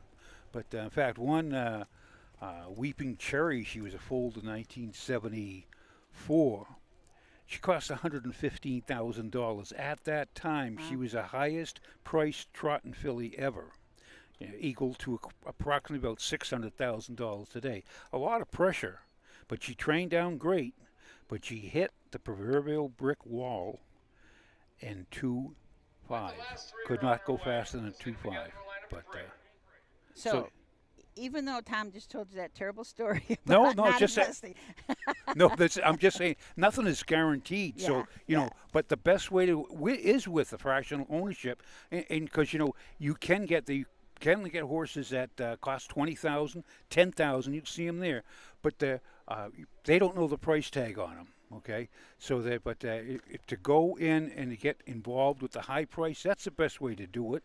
Or if you just want to get involved, yeah, right? It's just fun. It's the best way. It's a fractional ownership. Meet a lot of good people in it. Absolutely. I think the stable.ca is definitely one where people from all over the world are in on these horses, and you get to be friends with somebody who lives in England or Italy or anywhere. So it's and you become family. You become family. You become friends, and you become. So let's join Bill Peters for the post grade of the 6th. It's Rated PJ, owned by David and Patricia Jury of Bucyrus, trained by Robbie Brooks, the driver Emmanuel Miller. Number 2 is Captain Said, owned by the Deer Lake Stables LLC of Osseo, Michigan, trained by Thad Doty, the driver Pierce Henry. Number 3 is Western Encore, owned by Rosie Weaver of Beach City and Heartland Acres of Walhonding, trained by Rosie Weaver, the driver Drew Neal. Number 4 is Smokin' Hill, owned and trained by Janie Weller of Republic, the driver Rod Adams Jr. Number 5 is Nighthawk Racer, owned by Ivy Holdings of Apple Creek, Ohio, trained by Robbie Brooks, the driver Clifton Bell. And number 6 is Chattahoochee, owned by Miller Racing Stable and Chris Gilbert of Greenville, trained by Ryan Miller, the driver Ryan Stahl. Okay, so let's take a look at the horses in this 6th race. Rated PJ changed the driver to Emmanuel Miller for Robert Brooks. David and Patricia Jury, Bucyrus, Ohio, own this gelding. He's a summa cum laude out of a sports writer mare. This horse has had 8 starts on the year, 1 win. That was his last start at Mansfield in 2, 4, and 3. Number 2 is Captain Said, Rod Adams Jr. in the sulky for Thad Doty. This is a 2-year-old well-said gelding out of Enchanted Path by Captain Treacherous, owned by the Deer Lake Stables of LLC of Osseo, Michigan. And 6 wins, 1 win, 2 seconds, 1/3. Mark Bowling Green at 2, 3, and 4. 7,800 on the card is a Buckeye Stallion Series for $5,000. Now there's the example right there. You break even already. Well, you're not breaking even, but you've got your money back. See, and that's a good thing. She's coming off a win at Bowling Green. 2 seconds. Captain Said. And number 3 is Western Encore. Drew Neal drives for Rosie Weaver, who trains and co-owns, along with Heartland Acres, a well-said colt out of a Cambess mare. 7 starts on the year, no first and seconds, but has 2/3 and a lot of force. So always getting checks is Western Encore. Yes. Number 4 is Smokin' Hill. Janie Weller trainee and owner and breeder. It's a black gelding by Racing Hill out of Ms. Smokin' Wood by Woodstock. Rod Adams Jr. in the sulky. 3 starts, 2 wins, 1/3, 1 second. Market Tiffin, a 59 win by 7. Last week just got beat at Northfield in the slop by a half a length. So went in 58. Smokin' Hill is definitely smoking. Nighthawk Racer with Clifton Bell up. This is the 2nd Robert Brooks trainee in this field and owned by Ivy Holdings and bred by Ivy Holdings. This is a Racing Hill out of Dancing with the Stars, who is by 4 Star Shark. 8 starts on the year, 2 seconds and 1/3. The last start out at Mansfield was 2nd in 2-7, and then also was 2nd at Bowling Green in 2-4. Number 6 is Chattahoochee. Ryan Miller trainee, owned by the Miller Racing Stable of Greenville, Ohio, and Chris Gilbert of Greenville, Ohio. This is a 2-year-old gelding by Lather Up out of Hoochie Girl by Mr. Big. 4 starts this year, no wins, 1 second, 1/3.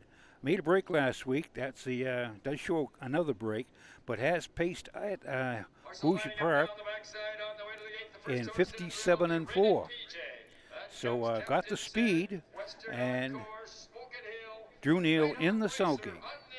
Actually, Ryan Stahl is driving Chattahoochee. Oh, excuse me, yeah, Ryan Stahl. We've got a couple of driver changes in here. But the horses are headed to the gate. The 6-horse Will Trail will start from the 2nd tier.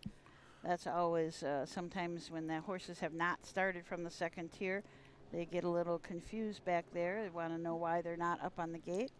So it's always a question mark on how they're going to behave back there. Here's the 6th, and Bill Peters from Attica. Here they come. They're off and pacing. The first horse away is Captain Said. At the rail second, that's rated PJ. Up on the outside third is Western Encore. Moving up fourth is Nighthawk Racer. Racing in their fifth is Chattahoochee. And the last horse after making a little break is Smokin' Hill. As they round the turn now to head down the backside, to race over toward that quarter-mile mark, Pierce Henry has Captain Said on top by 3.5 lengths. Pacing second is rated PJ, driven by Emmanuel Miller. Moving along third, that is Western Encore, driven by Drew Neal. Fourth, Nighthawk Racer, driven by Clifton Bell. Fifth is Chattahoochee, driven by Ryan Stahl. The last horse is Smokin' Hill, driven by Rod Elms. First quarter paced in 29 and 4/5 seconds. As they race around that upper turn to come down past the stands for the first time, it is still Captain Said by about 2.5 lengths. Racing second is rated PJ. Third as they race down to the half is Western Encore. Moving in there fourth, coming to the half-mile mark, is Nighthawk Racer. Fifth is Chattahoochee, and trailing is Smokin' Hill. Past the half-mile mark, that's still Captain Said by 2 lengths. Still racing in there second. At the half-mile mark is rated PJ. First half paced in a minute flat.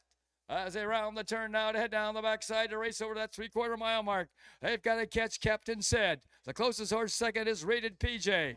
Moving up on the outside third now is Nighthawk Racer. At the rail fourth, going down the backside is Western Encore. Moving up fifth is Smokin' Hill, and the last horse is Chattahoochee. Going past that 3/4 mile mark, that's Captain Said still with the lead. Moving fast on the outside, though, comes Nighthawk Racer. Dropping back third is rated PJ. Also on the move is Western Encore. 3/4 in 1:30 and 3/5 as they race around that upper turn to head for pay dirt. That's Captain Said with the lead, but closing with every stride is Nighthawk Racer. That's Captain Said and Nighthawk Racer as they turn for home. Captain Said at the rail. Nighthawk Racer on the outside. Captain Said and Nighthawk Racer. Captain Said at the rail. Nighthawk Racer on the outside. Captain Said and Nighthawk Racer. It's going to be Captain Said. Nighthawk Racer up for second. Up for third is Smokin' Hill. 1 mile and 2:03. Look like 2:54, and I'll say no more. 2:03. Went down the half in a minute, so they came home a little slow. But Captain Said had a big jump on the field, and that his it kept getting the gap kept getting smaller and smaller as they were coming down. They were heads apart at the wire. Yeah. Nighthawk Racer. Unofficially, I had Captain Said the winner, Nighthawk Racer second, and Smokin' Hill third.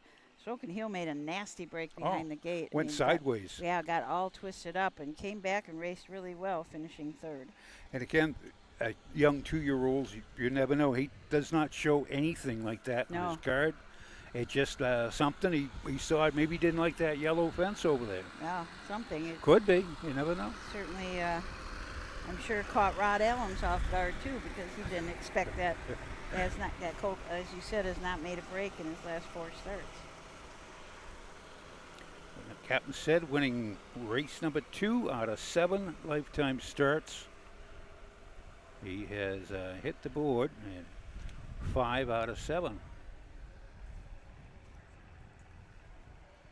Now, Well Said is the sire of, correct me if I'm wrong, but do it gently, please. Don't say you're wrong, but Well Said's the sire of Bulldog Hanover. I don't believe so. Or is that just a bunch of bulldogs? Okay, I'll have to double check. Who has a working phone? Yeah, because that would make Bulldog in Ohio horse, and he's not. Who's Bulldog? Oh. Well, here comes Captain Said back to the winner's circle. Just a $5,000 purchase at the Blooded Horse sale. Comes number 2, Captain Said. Home with the Deer Lake Stables LLC, trained by Thad Doty, and driven back to this afternoon by Pierce Henry. The blanket for this race is courtesy of C&D Jury Farms and Trucking of Bucyrus.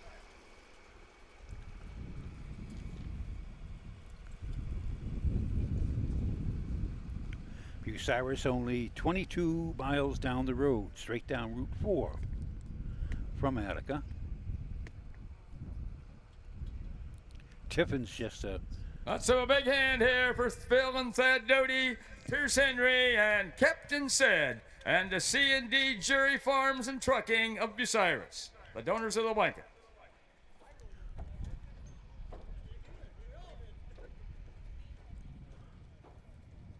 Okay, we'll get the rundown for you here in just a moment.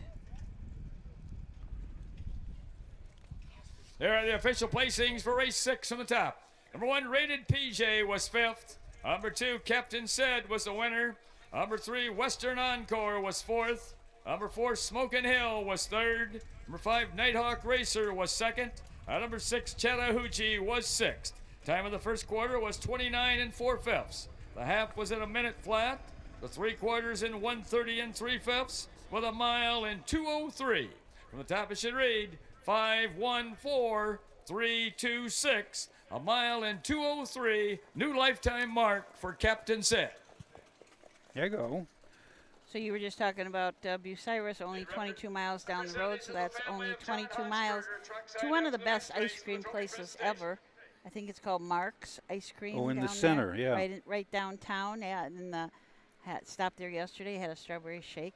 Really, Did you really get home good. in time, by the way? You stopped at Pickwick, then you stopped I did. at... Yeah, and then I had to go in the office to do some work, so it was a longer day. Well, but what a great ice cream place that was. Well, Really you know, the good. funny thing is I nearly didn't make it up here today because I'm driving on Route 30, which is the old Lincoln Highway, and I looked and I thought it was a big trash day, but it turned out to be a mile-long yard sale. Oh, gosh. On route, and so it's going to be today and tomorrow, and all along Route 30 from the beginning of Crestline down into Bucyrus Center, they have all these yard sales going on. So I want to hit a couple of them, but I vowed I will not go until I get some money. So that makes it easy. I would much rather stop at the ice cream place. So we're going to be back in just a few minutes for the 7th race coming up, the 3-year-old colt trot.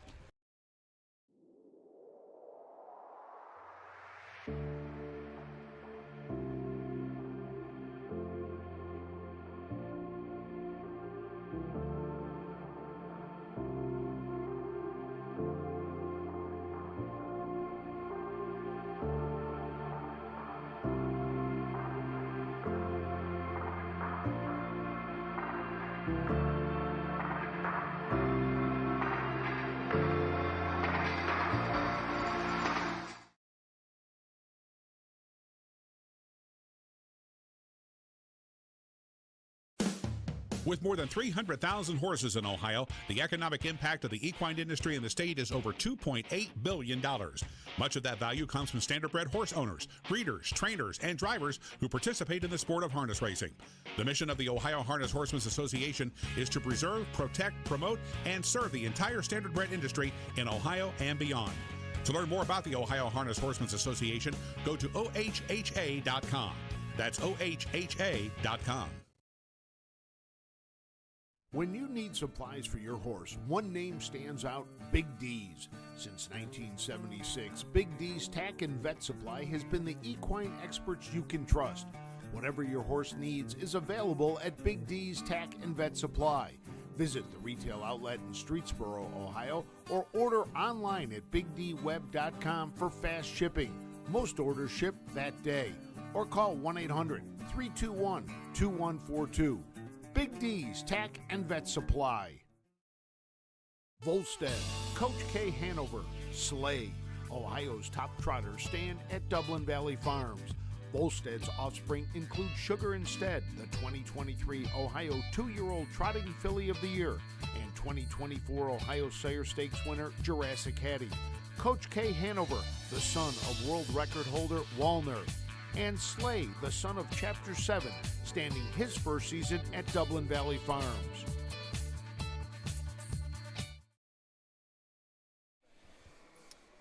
Okay, welcome back to Attica. We're here at the Attica Raceway Park, they call it, where they have the dirt track in the infield. That dirt track is really banked. If you have seen that, that is, I would be That'd be kind of scary to be taking a motorbike around there, I would think.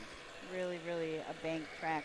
You got to keep going fast or you would just tumble right down to the inside. And, well, you shoot right out into the cornfields over there. But if you think, too, as I mentioned it before, these were the original sizes, most of the fair tracks, and they were as flat as a pancake. Yeah. They didn't have any banks. So you have the horse like Lady Suffolk. Who? Lady Suffolk was the first harness horse to trot a mile in 2:30, 2 minutes and 30 seconds. And she did it at the Cambridge Trotting Park in Cambridge, Massachusetts. And they had a picture of it. It was just like a field.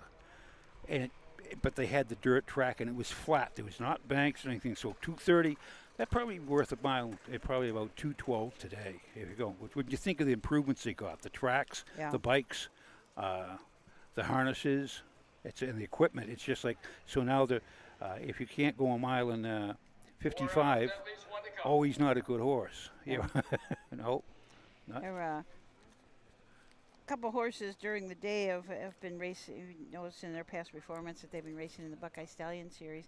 And you can find the standings now for the Buckeye Stallion Series, Ohio Sire Stakes, as well as the Ohio Fair Championship on the OHHA site. If you go to OHHA.com and across the top, if you click on the racing tab, and then you'll go down to nominations and standings. That'll bring you to a criteria, a little thing you've got to fill out the criteria. So let's say you're looking for, 3-year-old Colt Trot is coming up next. So put the 3-year-old Colt Trot in there. You're looking at the Ohio Fair Championship points, and then you click on standings down at the bottom, and then it will bring up the latest points. And I just put up points 2 days ago, so they're fairly recent. We do update them about once a week, so you'll be able to check on your favorite horses how they're doing in those standings. And this point of the season, we're almost halfway through. We do have our favorites. Yeah, absolutely. Say, well, I want to see when she's racing, even on the Grand Circuit, what have you. As again, the Milstein is tomorrow night. And one horse that I liked from the get-go was Prince Hal Hanover. And here's the Nelly Up. All my Miller Racing Stable of Greenville, Horseplay Racing Stable of Grove City, Paul Hirschberger of Pennsylvania, and Ed Marion of Dayton, trained by Ryan Miller, the driver Drew Neal. Number 2 is Uncle Johnny's Secret. All by Mike Sweeney of Delaware and Lemmer Racing LLC of Rockwood, Michigan, trained by Mike Sweeney, the driver Curtis Harper. Number 3 is Jars Shinnon. All by Chris Beaver and Carolina Ortiz Ocasa of Radnor, trained and driven by Chris Beaver. Number 4 is Dublin's Date Night. All by E.G. Trot LLC of Findlay, trained by Ed Greeno Jr., the driver Cody Greeno. And number 5 is Big Dilly Billy. All by Trina Hohenstein of Hillsdale, Michigan, trained by Brian Boring, the driver Travis Boring. Let's take a closer look at the horses in this race. The one, Nelly Up, Drew Neal will drive for trainer Ryan Miller. Miller Racing Stable, Horseplay Stable, P. Hirschberger and Ed Marion all own this Muscle Up the Goal colt. It's out of a Fortuna winner mare, Omiella Dream. 12 starts on the year, 4 wins. Most recent win was at Wapakoneta in 2-1. Fastest win of the year was 156-1 at Miami Valley. Just going a quick there's an example. Nelly Up is owned by 1, 2, 3, 4 listed programs. How many people, we don't know, actually own it, but he was only a $9,000 purchase and already has picked up $70,000 lifetime. So that's and to get into a partial ownership, good idea. Number 2 is Uncle Johnny's Secret. It's a 3-year-old gelding by Uncle Peter out of Muscle's Secret by Muscle's Yankee. 11 starts this year, 1 win, 1 second, 4 thirds. Mark at 2-1 and 4 at Marysville. Last week at the Bowling Green, trotting 2, 4 and 1. Mike Sweeney trains for Pat Sweeney and Lemmer Racing Stable, LLC of Rockwood. Curtis Harper is in the sulky. Number 3. Jars Shinin, Chris Beaver up. Chris also trains, co-owns, and co-bred this Uncle Peter colt, along with Carolina Ortiz. It's out of a Malabar mare, Reinvent. Did start at Berea. I do not have the results for that, but has 8 starts on the year and 3 thirds. Was third at Bowling Green in 2, 3, and 3. Was third at Marysville in 2, 3, and 4. Number 4 is Dublin's Date Night. 3-year-old gelding by Enterprise out of My Place Anytime by Cantab Hall. 6 starts this year, 1 second, 1 third, 2,100 so far. Got 1 win lifetime in 23 starts with 17,000. It's Ed Greeno, E.G. Trot LLC. Ed Greeno's a trainer, and Junior is a trainer. Cody Greeno is the driver. Dublin's Date Night coming off a mile in 2-3 at Wapakoneta. Number 5 is Big Dilly Billy and Travis Boring from the 5-hole. Trainers Brian Boring, Tina Husenstein from Hillsdale, Michigan, the owner. A Beauville powerful colt. Has had 9 lifetime start, has not hit the board yet. Has been making a lot of breaks, so I'm sure Travis, in Travis's mind, it's keeping him flat. That's Here they come. They're off and trotting. The first horse away is Nelly Up. On the outside, second is Jar Shinnon. 3 wide is Dublin's Date Night. At the rail fourth, that's as they race down around that turn, that's Nelly Up. As they make the turn now, heading down the backside, that's Uncle Johnny's Secret now with the lead. Moving up on the outside, second is Dublin's Date Night. Now on the backside, that's Uncle Johnny's Secret, driven by Curtis Harper with the lead. Racing in there second, that is Dublin's Date Night, driven by Cody Greeno. Third is Nelly Up, driven by Drew Neal. Racing up fourth is Jar Shinnon, driven by Chris Beaver. And the last horse is Big Dilly Billy, driven by Travis Mooring. First quarter trotted in 32 and 1/5 seconds. As they race around that upper turn to come down past the stands for the first time. That's Uncle Johnny's Secret still by 2 lengths over Dublin's Date Night. In their third is Nelly Up. Racing in their fourth, Jar Shinnon. And the last horse is Big Dilly Billy. No change as they come down to the half-mile mark. That's Curtis Harper and Uncle Johnny's Secret bringing the horses down to the half. Sitting in the golden chair second is Cody Greeno with Dublin's Date Night. Nelly Up is right there third, Jar Shinnon fourth, and the last horse is Big Dilly Billy. First half trotted in 103 and 3/5. As they round the turn now to head down the backside to race over that 3/4 mile mark. The one to catch is Uncle Johnny's Secret. The closest horse second is Dublin's Date Night. Racing in their third is Nelly Up. Jar Shinnon is fourth, and fifth is Big Dilly Billy. Going toward that 3/4 mile mark. Cody Greeno's out and on the move now with Dublin's Date Night. It's still Uncle Johnny's Secret with a lead. Moving up on the outside third comes Nelly Up, and moving to the rail fourth is Jar Shinnon.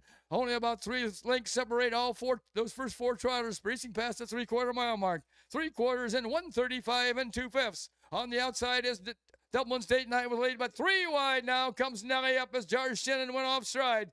It's Nelly Up with the lead. Uncle Johnny's Secret at the rail second, between horses third, Dublin's Date Night. But as they race for home, it's going to be Nelly Up, and here they all come. Tight there for second between Uncle Johnny's Secret and Dublin's Date Night. A mile in 2:04 and 4/5.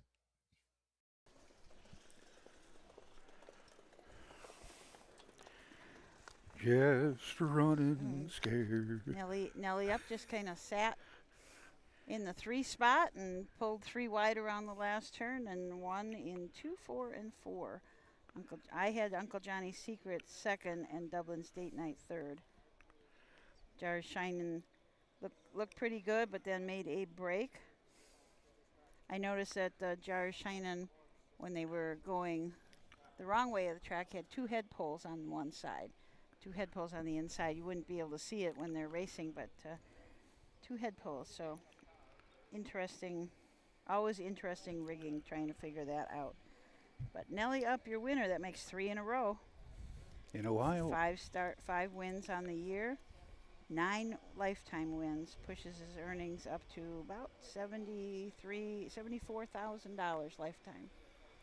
Well, that Nelly Up, that Ryan Miller guy, he win. Yeah.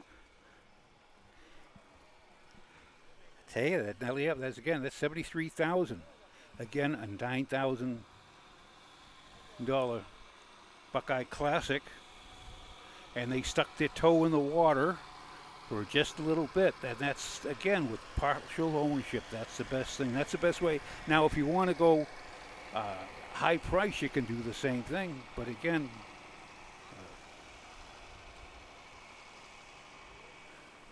I have Trainer Ryan Miller down there in the winner's circle.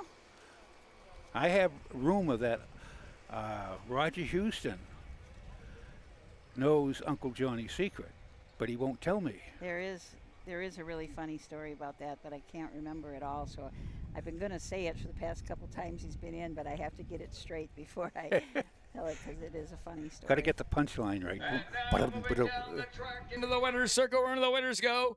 Coming in from Greenville, Ohio, Dayton, Ohio, and Pennsylvania comes number 1, Nelly Up. Owned by the Miller Racing Stable, Horseplay Racing Stable, Paul Hirschberger and Ed Marinan, trained by Ryan Miller, and driven to victory this afternoon by Drew Neal. The blanket for this race is given in memory of John Hansberger.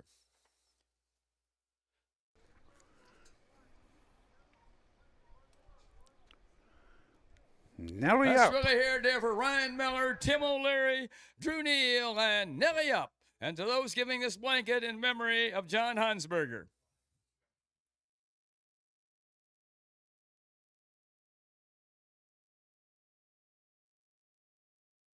Caretaker used to be a guy that was in Chicago for years and years, and now does a lot of paddocking for Ryan Miller.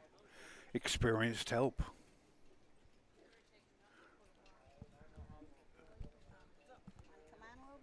Well, we'll get the rundown.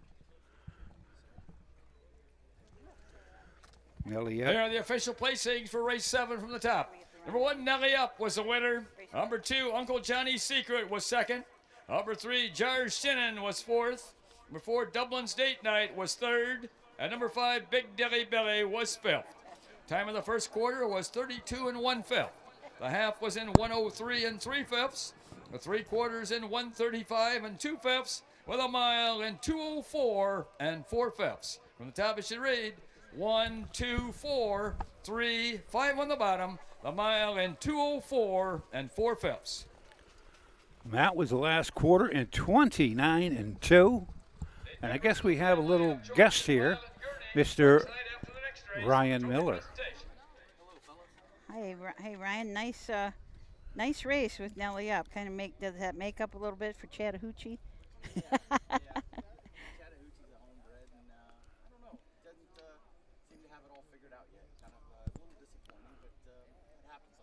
Yeah, absolutely, and you just keep working at it, keep changing things. Yeah, he kind of it's like that horse shows a flash in the pan every once in a while, and you're like, okay, here we got something going, and then comes up here and throws a clunker, and I don't know, not sure exactly what we're missing. We're missing some piece of the puzzle there, I think. Yeah, but usually it all figures out. Eventually it figures out, right? Hopefully. Hopefully. It doesn't always, but anyways, yeah. You were telling me right before we went on air that you kind of thought you wanted to race Nelly Up from the front this time, but just kind of sat real patient in 3-hole. Looks like he's really easy to control. Just doesn't really have a. Yeah. Last year the horse was on the front end a lot, and at the fairs, and that's all he was. He's the kind of horse you love to see progress. You know, he was a fair horse and kind of only a fair horse. I actually talked about it one other time, and this horse, I don't want to say I was disappointed with him because we didn't give a lot of money for him, but he took a long time to kind of develop into the horse that he is now. And but he did it at the fairs. He kind of grinded his teeth there, and I'm super proud of the way this horse has progressed. And now he can race which way, any way from the back. But I did ask Drew to maybe try him on the front end today, and he says, "Nah, I'd like to see him back from the back again." I said, "Okay." You don't have a choice once the gate leaves, do you? Unfortunately, we do not. So. Pretty nice track up here. A little hard to see around everything, but the track itself seems to be in pretty good shape. Yeah. I came up here maybe 3-4 years ago, and we've had a little success. I don't know what it is. It's a bit of a hike, but we've always enjoyed ourselves coming up here. I don't know, something nostalgic about the inside track, and the people here. It's not a county fair, it's an independent fair, but they absolutely love to have us. Every year they come back and they say, "How can we help you? What do you need? Anything?" Really? And I really appreciated having people out there that wanted to have us there. And so we just always come back to keep supporting them. And I don't know, we've always had luck up here. Yeah, well, that's good. Nice to have a fair board that wants you here and wants to accommodate you. Absolutely. Yeah, I was very exciting coming up here. And speaking of that, and accommodating fair, we got Greenville coming up, your home place, pretty soon. That's always a great fair. It is. Yep, they put on a fantastic show. They put on a lot of good betting races there. This year, I don't believe we have the big races, the Arnie Halmerhurst and the Regal race. But I think they changed the names and they moved them to the partial. They're trying to focus more on the 2- and 3-year-old Ohio breds. So they're just converting the money where it's getting shifted to a little bit. And I think we're going to put on a nice show there, and our track will be fast like it always is. Yeah. Our people, our superintendent and speed office people, they do a fantastic job. Yeah, it's a lot of work to get a track ready and get everything ready, but you guys are there all the time, so the track is usually very good. Yeah, it is. It is. I mean, we go through our problems at times like everybody else, especially through the winter. But and actually, I want to say here about this place here at Attica. Every year I've come up here, I think, and it's in the middle of nowhere. This track is going to be one of the worst ones. And every year it's flawless. I mean, it's a little deeper in the turns today, but it's actually pretty good. Wow. It always shocks me how good this track is for not a lot of people that are here. Yeah, that's very true. It's, I mean, we came close. We broke tied a couple track records today for individual divisions. Yeah. So kind of a nice, and they've got a nice setup over there. They've got 2 nice barns to be in and a tent. Yep. So kind of We've always had a stall here. Yep. We've always had a stall or a tent or something. They've always been able to accommodate us, and I really appreciate that. Yeah, that is nice. What's next on the Ryan Miller Stable agenda? I got to think. We were in the Indiana State Fair yesterday, Hoosier Park. After that, actually, they dropped me off there. We had horses at both places. Oh. Tomorrow I got to go. I got a maiden filly making her first start down by the Seaside Filly at Scioto. I'm kind of excited about, and I got 2 at Hoosier Park. A couple Ohio breds going over there, and I'm really excited about what they'll do over there on the big track. What makes your decision, because I know that you do race over at Hoosier Park sometimes rather than Scioto, what makes that decision for you on where you're going to go? For me, typically it's just timing, and I'm actually right on the border of Indiana, so it's my closest track right now. It is. Oh, okay. I'm only 1 hour exactly, and I do a lot of training over there. I actually take all my babies over there and go a couple trips. I find it kind of helps them out over there, just getting stretched out on the big track since we're training on a half mile specifically. So I really like to go to Hoosier, and I try to support them as well because they do accommodate us for qualifiers and stuff. So I try to give them a little bit of action because typically we're at Scioto Downs in Cleveland for the set day. So I don't get over there often. So when I do get a chance, I like to go over there and throw a few horses their way. See, Nelly Up has had a couple of starts in the Buckeye Stallion Series. Is that in his future again? Yep, that's next week. Really excited. I thought he's had a fantastic, we had such a long time gap in between. So we were just kind of giving him something in between. He gets around a track, unbelievable, a fair track. So we thought we'd come back, and our owners love the fairs. So we thought we'd give him a little taste of what they like, and he did really well at the fair. So now we'll head back to the Buckeye and eventually wait for Delaware, and hopefully we can make the Buckeye final. That's always fun to go to Delaware. The 5th leg of that Buckeye Stallion Series at Delaware, always a lot of fun. So thank you for coming up, and we'll join the post parade of the 8th. Blanket given in memory of George and Violet Gurney. Number 1 is Rockin' Remy, owned, trained and driven by Derek Flowers of Tiffin. Number 2 is Section Line Flame, owned by Hagerman Racing of Mount Vernon, Ohio, and Charles Reeve of Broadview Heights, Ohio, trained by Herman Hagerman, the driver Emmanuel Miller. Number 3 is Jewel Said, owned, trained and driven by Ed Conrad of Perrysburg. Number 4 is Sweetens Cove, owned by Curtis Chalp and Becky Nichols of Attica, trained by Robbie Brooks, the driver Ryan Stahl.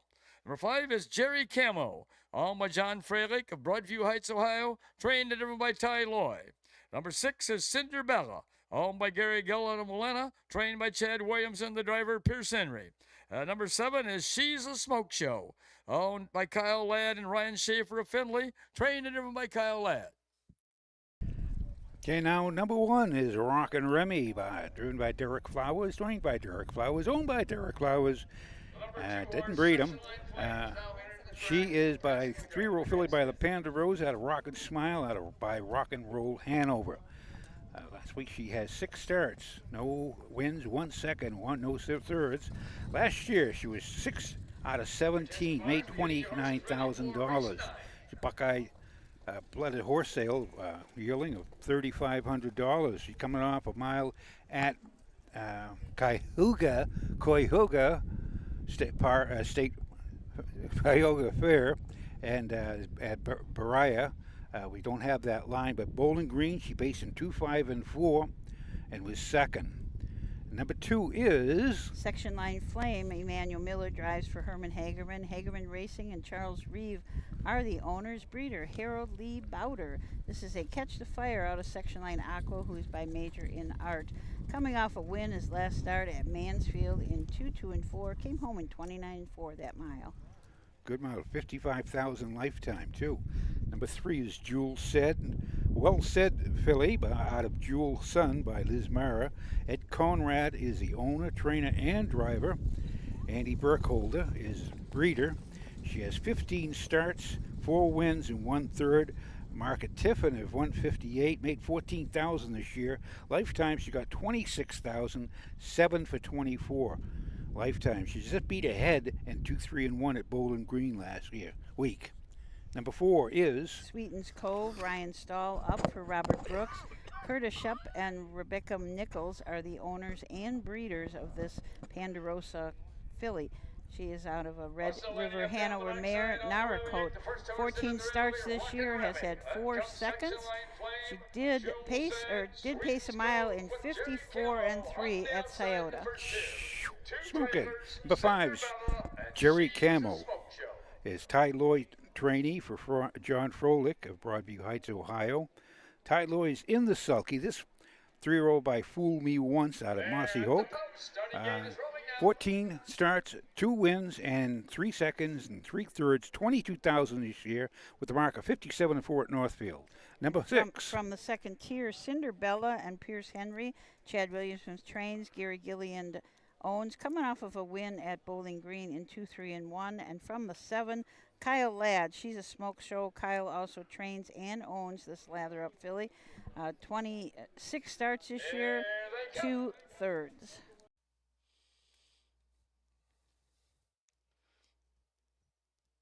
They're off and pacing the first horse away along the rail, Rockin' Remy. Up on the outside second is Jewel Said. Between horses third is Section Line Flame. Moving up on the outside fourth is Jerry Camo. Off stride went Jewel Said, also off stride Rockin' Remy. Taking over is Section Line Flame. Moving through at the rail second now, that's Sweetens Cove. Heading down the backside with the lead, Section Line Flame. Sweetens Cove with the rail second. Jewel Said on the outside third. Racing along at the rail fourth is Cinderbella. Fifth is Jerry Camo. Racing sixth is She's a Smoke Show. And the last horse, Rockin' Remy. First quarter pace in 30 and 1/5 seconds. As they race around that upper turn to come down past the stand for the first time, off stride once again with Jewel Said. Said with the lead is Section Line Flame. Racing in there second as they race down to the half is Sweetens Cove. Along the rail third is Cinderbella. On the outside fourth is Jewel Said. Fifth is Jerry Camo. Racing sixth is She's a Smoke Show. And racing seventh as they race down to the half is Rockin' Remy. Past the half-mile mark, that's Section Line Flame by about 2.5 lengths. First half pace in 59 and 2/5 seconds. As they round the turn now to head down the backside to race over that 3/4 mile mark, they've got to catch Section Line Flame. The closest horse second is Sweetens Cove. Cinderbella paces third. On the outside fourth is Jewel Said. Jerry Camo races in there fifth. Sixth is She's a Smoke Show. And the last horse, Rockin' Remy. Going to the 3/4 mile mark. That's Section Line Flame by 3.5 lengths. Sweetens Cove racing second with Jewel Said on the outside third. Along the rail fourth is Cinderbella. And 3 wide down the backside is Jerry Camo. Racing closer at 6 now is She's a Smoke Show.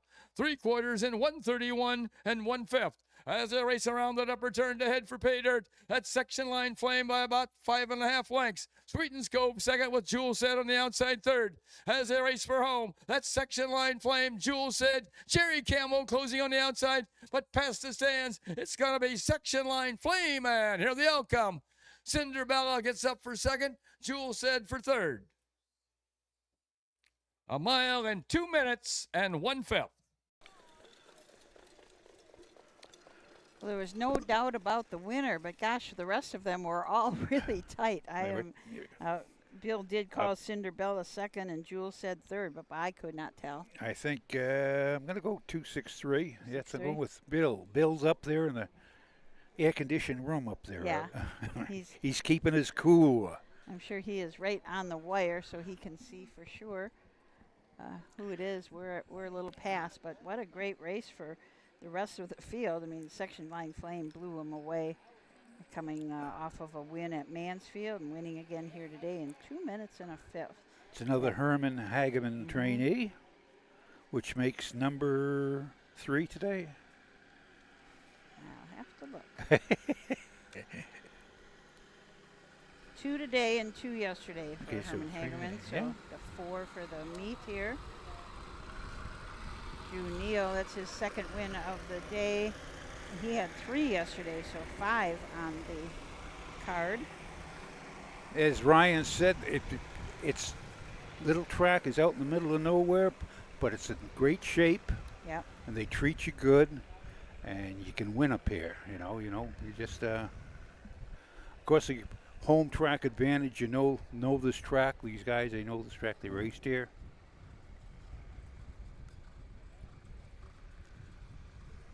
Section Line Flame.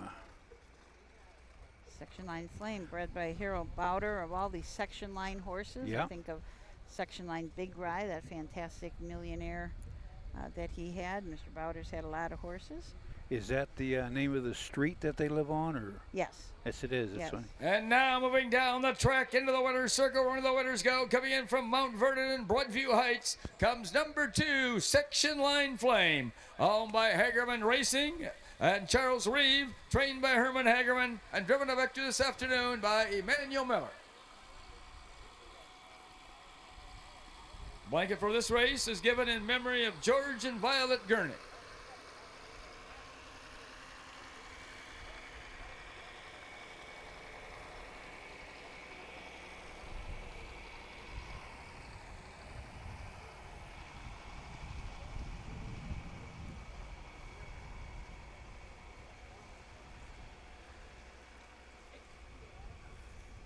A 1 and a 2 and a 3. Smile.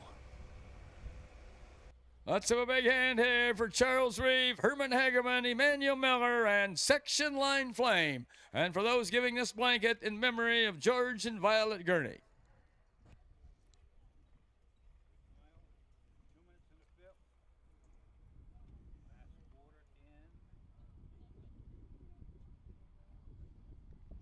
That'd be 29. Right?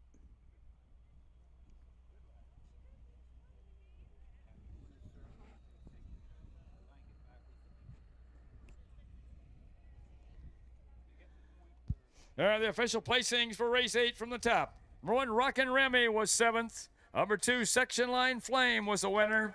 Number 3, Jules Said was 3rd. Number 4, Sweetens Cove was 5th. Number 5, Jerry Camo was 4th. Number 6, Cinderbella was 2nd. And number 7, She's a Smoke Show was 6th. Time of the first quarter was 30 1/5.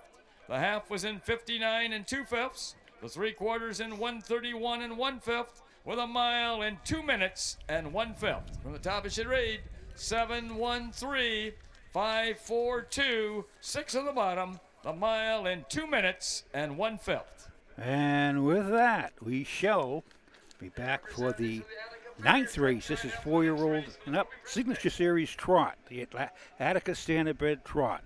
We shall return after these messages.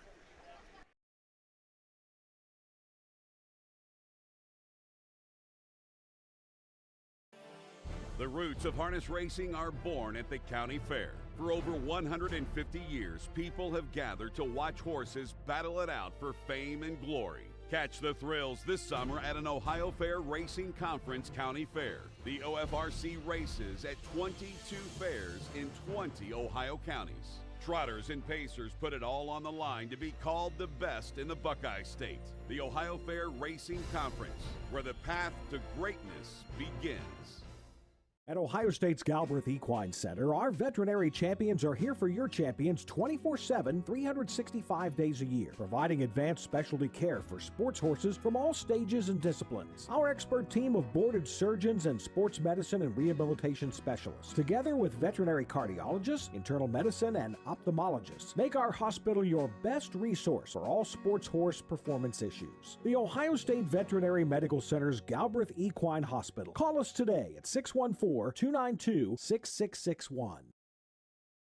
Volstead, Coach K. Hanover, Slay, Ohio's top trotters stand at Dublin Valley Farms. Volstead's offspring include Sugar Instead, the 2023 Ohio 2-year-old Trotting Filly of the Year, and 2024 Ohio Sire Stakes winner Jurassic Hattie. Coach K. Hanover, the son of world record holder Walner, and Slay, the son of Chapter 7, standing his first season at Dublin Valley Farms.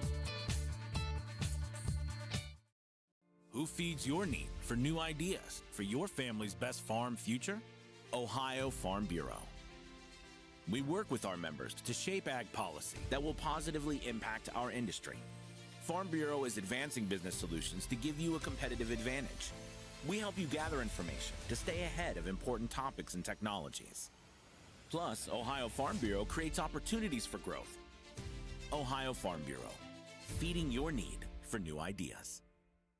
Cool Winds Farm is one of Ohio's premier standardbred breeding farms. Cool Winds stands the popular Dancin' Yankee, Jug winner Southwind Aussie, and the royally bred Western Fame. Cool Winds Farm is proud to present our yearling consignments at the Ohio Selected Jug Sale at Pickaway on Friday, September 12th, and at the Standardbred Horse Sale in Harrisburg during the cool winds of November. The future is bright in Ohio.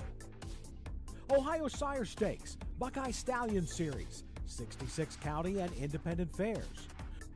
Whether it's the Ohio Sire Stakes, the Buckeye Stallion Series, or the county fairs, Ohio has a place for your racehorse. This year, Ohio breds are racing for nearly $23 million in stakes purses. Be part of the winning. Breed, buy, race, win in Ohio.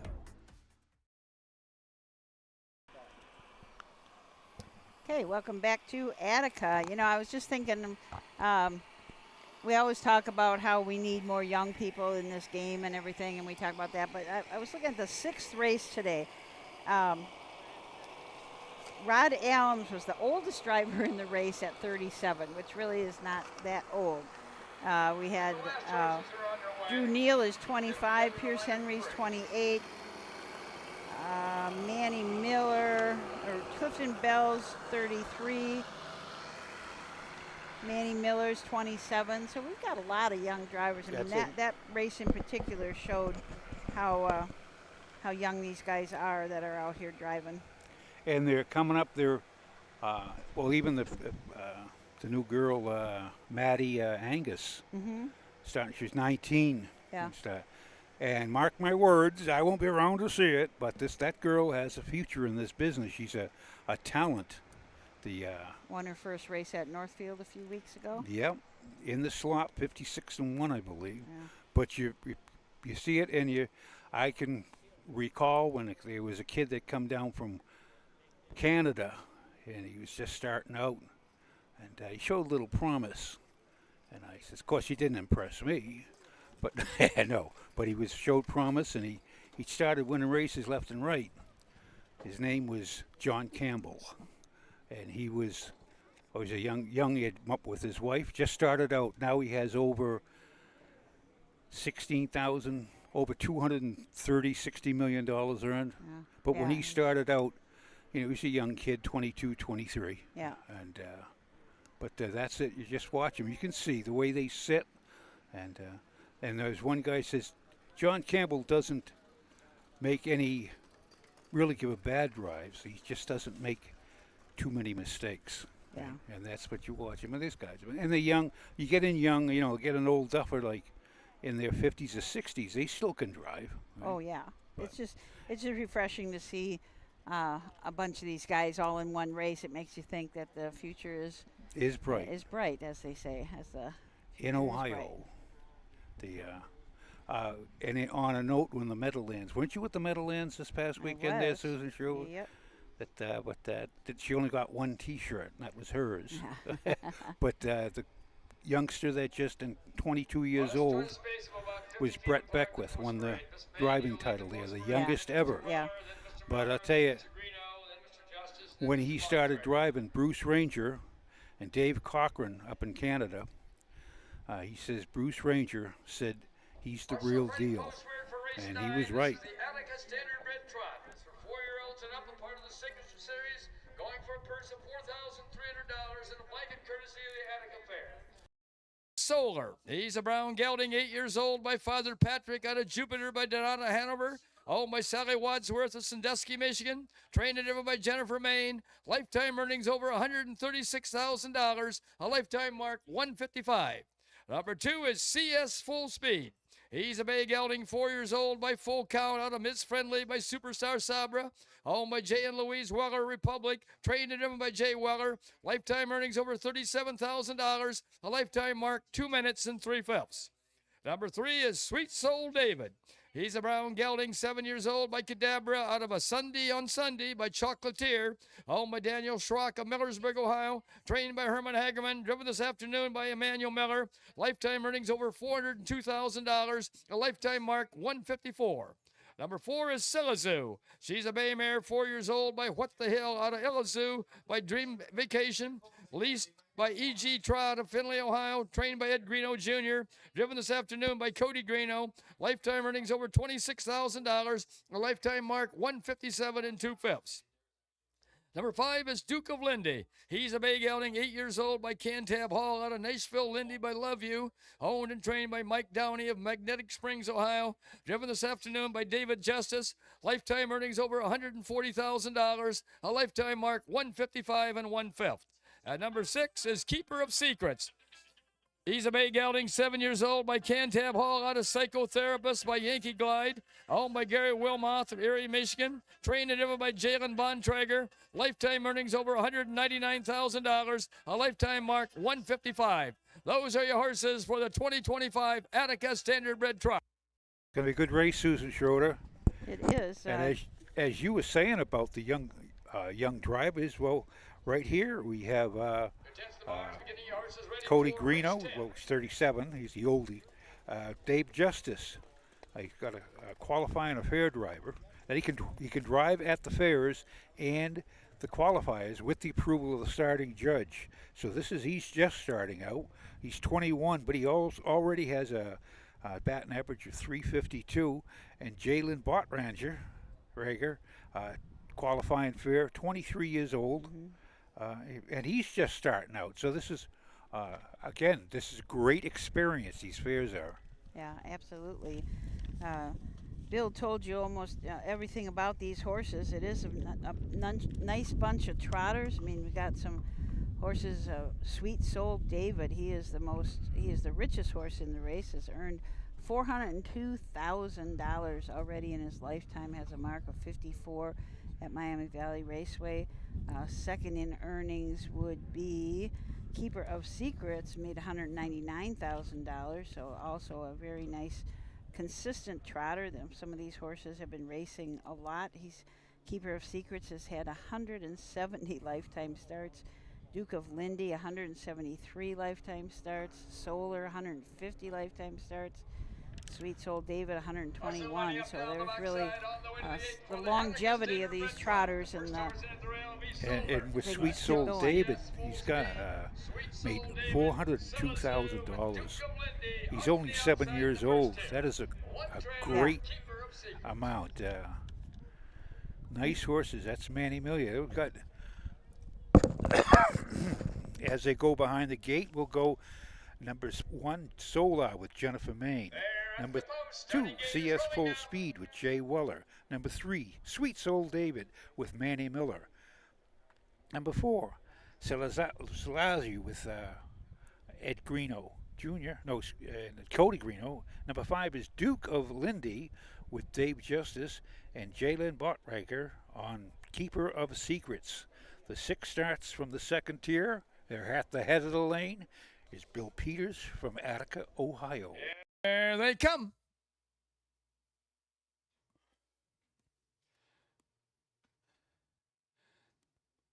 They're off and trotting in the Attica Standardbred trot. The first horse away is Sweet Soul David. Down at the rail, second is Solar. In their third is Silazoo. Moving up fourth is Duke of Lindy. Fifth is Keeper of Secrets. And the last horse is CS Full Speed. Off stride now goes Silazoo.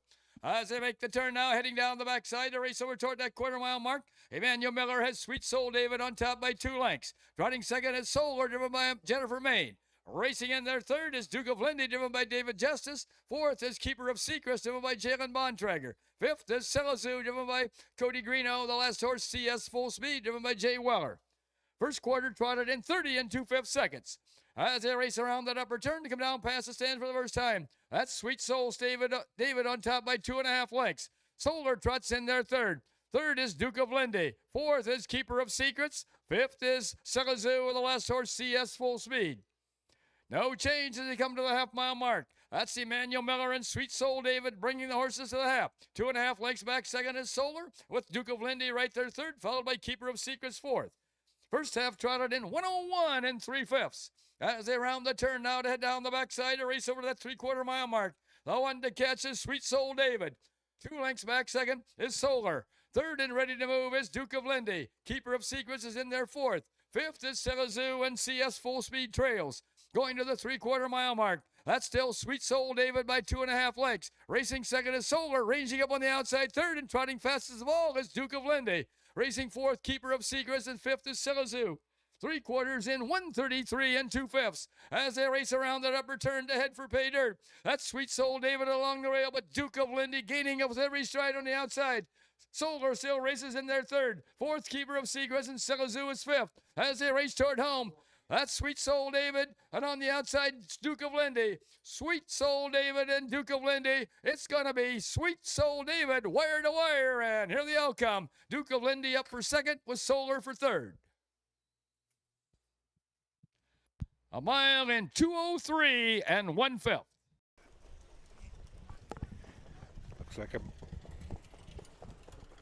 Looks like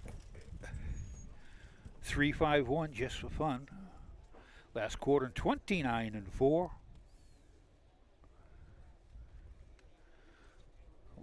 Sweet Soul David gives Emmanuel Miller and Herman Hagerman another win on the day. That makes, let's see, that makes 3 wins for Emmanuel Miller. And that makes 5 for the 2-day meet for Herman Hagerman. Herman Hagerman. Tips the barns. We have checks for the first 4 races here in the judges' stand. Checks for the first 4 races here in the judges' stand. Sweet Soul David. Off the top of your head, Susan Schroeder. What TV show was David Soul on? I do not know. It was a show about a Alaskan sled dog and a potato. No. You don't remember that one called Husky and Starch? Nope. Starsky and Hutch? Nope. Nope, sorry. I'm sorry about that terrible pun about Husky and Starch, but I had to throw that in there. That made a lot of people groan throughout the years. But David Soul was a big star of that. Very, very popular when I was a child, by the way. We had TV back in those days. Ohio comes number 3, Sweet Soul David. Owned by Daniel Schrock, trained by Herman Hagerman, and driven to victory this afternoon by Emmanuel Miller.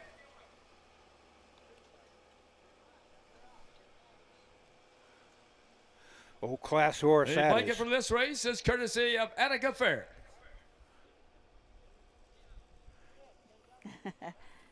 We have a guy sitting in the... Oh, my goodness. Put the helmet on him. He wants his picture taken in the seat.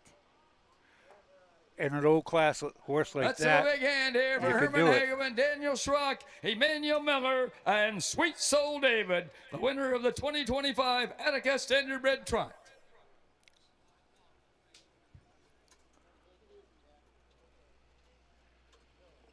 Now the old boy gets a pet from trainer Herman and just going to kind of walk back to the barn. And as you noted before, look at no boots, Yep. hardly any boots. That's nice, classical. Just as a nice animal as again. He's not that old. He's 7. No, he's only 7. Got He a lot has of racing left. Got another 7, 8 years to go. Put him in the amateur trots. It can go till he's 15. Race him up to Canada. He can go to 16. You look at the times he has trotted in his last 6 starts. 55, 53 and 2, 53 and 3, 54 and 3, 56 and 3, and 53 and 2. And he's been racing in at Scioto Downs mainly, and now into the 7,500 last 4. Just one of the nice old horses to have around, that's for sure. You love to have a horse like that. Yeah. And they know their job. You can see how he's relaxed out there. He's won.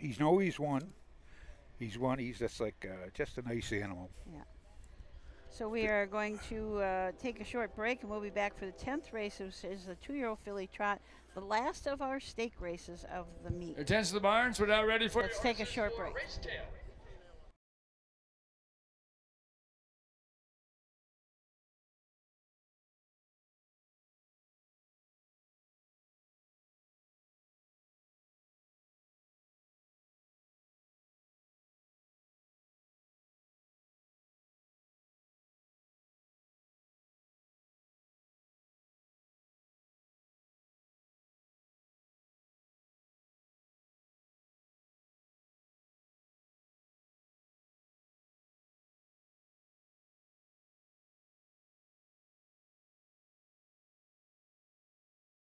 Midland Acres is proud to stand the prominent stallions, TCI, Long Tom, Ready for Money, Monty Mickey, Summa Cum Laude, and Bit of a Legend.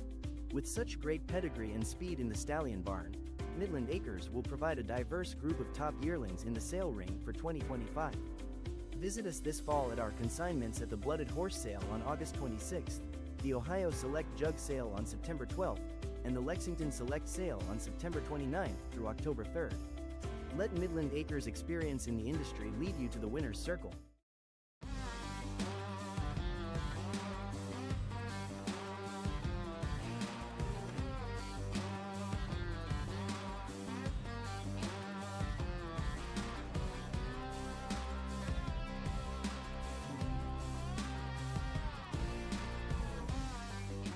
Do you want your horse to shine in the winner's circle? Feed DAC oil. It makes a world of difference.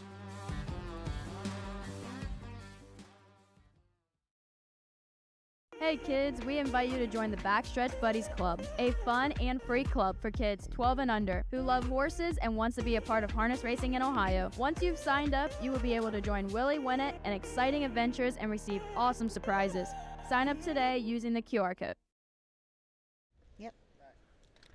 So welcome back to Attica. I hope everybody is out there that is under 12 years old will sign up for Backstretch Buddies. If you got any kids, grandchildren, nieces, nephews, the next door neighbor, whoever, it's free to sign up, and the kids will get a lot of cool stuff and learn about harness racing.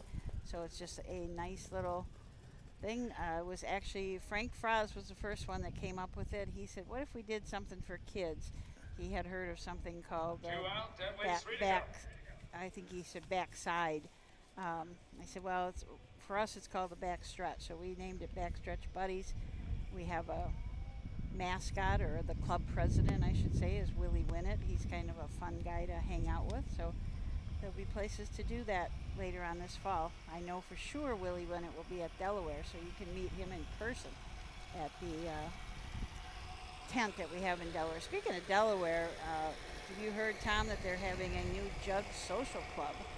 It's going to be a new place on the front.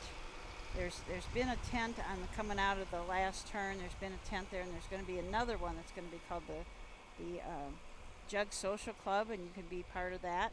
And they're going to have a new a special beer made from one of the local beer guys right there in town.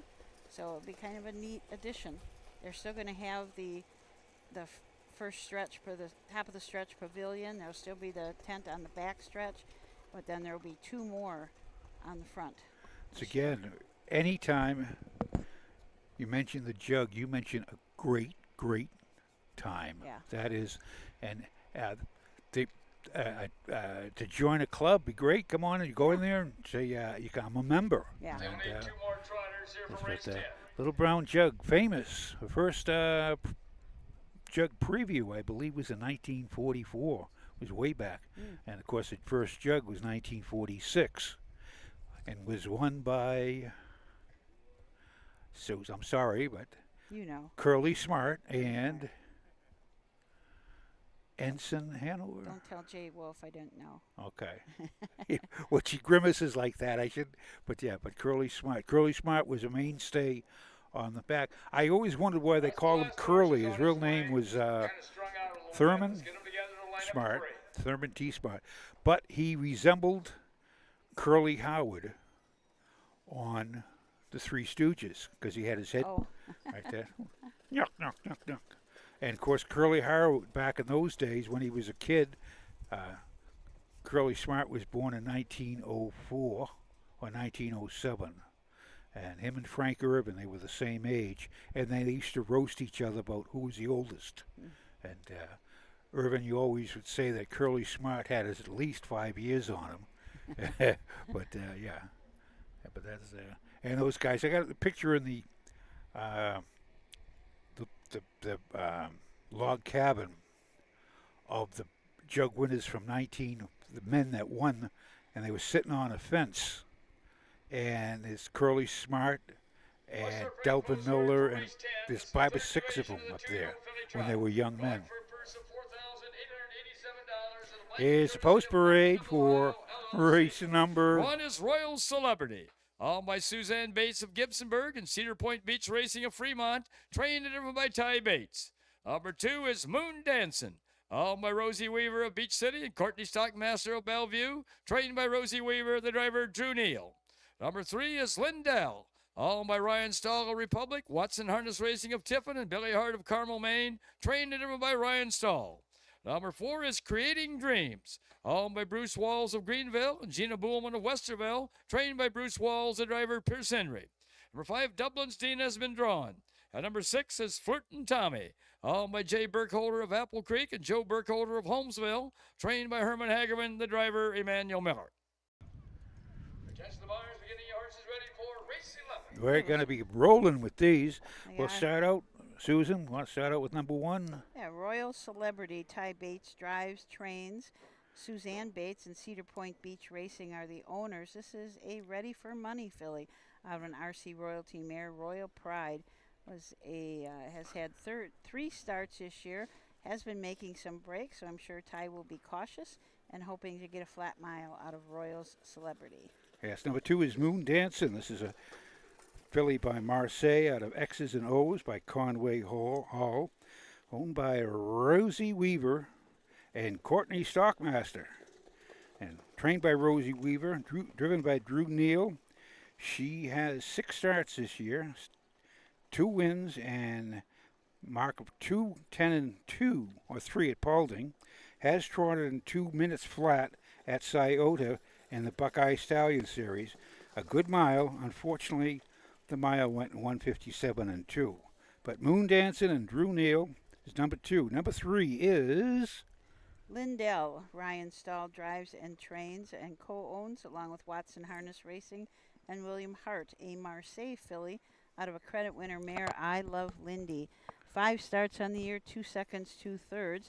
Did start in the Buckeye Stallion Series twice. Northfield finished 3rd, trotted in 2 minutes flat, and at Scioto Downs finished 4th, or trotted in 58 and 4. Number 4 is Creating Dreams. This is a Bruce Walls owned and trained, owned with Gina Buhlman of Westerville. This creatine filly is out of Steph's Dream by Uncle Peter. 6 starts this year, 1 win, 2 seconds, 2 thirds. Going to mark at Wilmington of 2.5 flat. She has trotted. That's what her best was back. That was in July 8th. She was scratched sick last week at Bowling Green. She might be coming back, and Creating Dreams and Pierce Henry in the sulky. Number 5 is scratched. Number 6. Flirting Tommy and Manny Miller will start from the 2nd tier. Trainer Herman Hagerman, Jay Burkholder, and Joseph Burkholder both owned this Long Tom filly. She's out of a Muscle Massive mare, Flirt and Fair. Has had 7 starts on the year, 3 wins and 2/3. It seems like she wins every other time. One at Marion in 2:15, then one at Hilliard in 2:8, one at Bowling Green in 2:5 and 2, and that is her lifetime mark. Was just an $8,500 purchase at the Buckeye Classic sale.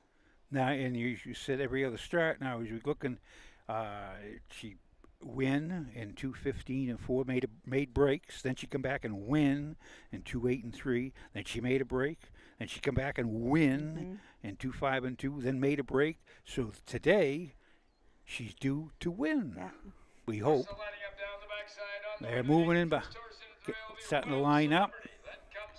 I'm gonna see. So the 6, Flirt and Tommy, will still start from the second tier. 4 on the gate.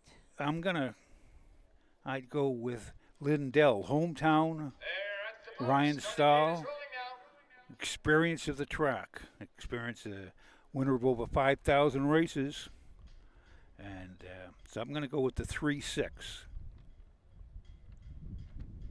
2-7-5-2. No. We are moving behind the gate here, ahead of the lane. They're moving behind the hayfield. And here's Bill Peters for the call of the penultimate.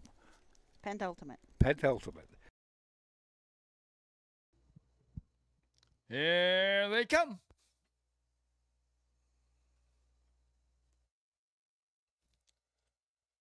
They're off and trotting. The first horse away on the outside is Creating Dreams. Down at the rail second is Lindell. Moving up on the outside third is Flirt and Tommy. At the rail fourth, that is Moon Dancing. And farther back fifth off stride is Royal Celebrity. As they make the turn now to head down the backside to race over to that quarter-mile mark. Out there on the front end, that is Creating Dreams, driven by Pierce Henry, but now taking over on the outside is Flirt and Tommy, driven by Emmanuel Miller, and back to second is Creating Dreams. Racing third is Lindell, driven by Ryan Stahl. Fourth is Moon Dancing, driven by Drew Neal, and farther back fifth, Royal Celebrity, driven by Ty Bates. First quarter trotted in 32 and 1/5 seconds. As they race around that upper turn to come down past the stand for the first time. That's Emmanuel Miller with Flirt and Tommy showing on top. Racing in there second, that's Creating Dreams. Third is Lindell. Fourth is Moon Dancing, and then comes Royal Celebrity. Front four pretty well bunched. They come to the half-mile mark, but off stride now goes Creating Dreams. With the lead is Flirt and Tommy. Moving up second now is Lindell. Moving up third is Moon Dancing. Back trotting fourth is Creating Dreams, and fifth is Royal Celebrity. First half trotted in 1:04. As they round the turn now to head down the backside to race over that 3/4 mile mark. The one to catch is Flirt and Tommy. The closest horse second is Lindell. Racing third is Moon Dancing. Fourth is Creating Dreams. And then comes Royal Celebrity. Going to the 3/4 mile mark. That's Flirt and Tommy with the lead. A length and a half back. Second is Lindell. Racing third is Moon Dancing. Fourth is Creating Dreams. Past that 3/4 mile mark. Say will lead it is Flirt and Tommy. 3/4 trotted in 1:36 and 3/5. As they race around that upper turn to head for pay dirt. That's Flirt and Tommy by 2 lengths over Lindell. Moving up third now is Creating Dreams. Back to fourth is Moon Dancing. As they race toward home, that's Flirt and Tommy and Lindell. Flirt and Tommy and Lindell as they race through the lane. Flirt and Tommy at the rail. Lindell trying to come on the outside. Flirt and Tommy and Lindell. It's going to be Flirt and Tommy. And here they all come. Lindell up for second. Up for third is Creating Dreams. A mile in 2:06 and 3/5. Come last quarter, 30 seconds flat, that last panel, and they were picking them up and stepping them up. Flirt and Tommy, true to form, as you said earlier, makes a break, then next start wins. Makes a break, and then next start wins. So made a break last start at Mansfield, early break. Still finished third, but this week stayed flat and won.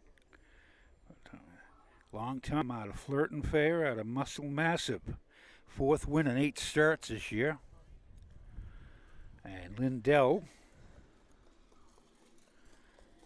Again, they're nice. She's a nice 2-year-old filly trotters. They have they've been under 2 minutes.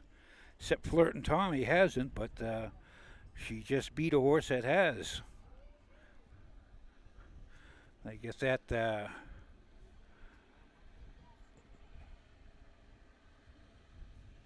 last stretch, last 50 feet, a lot of them will pick them up. They know they're heading for the wire.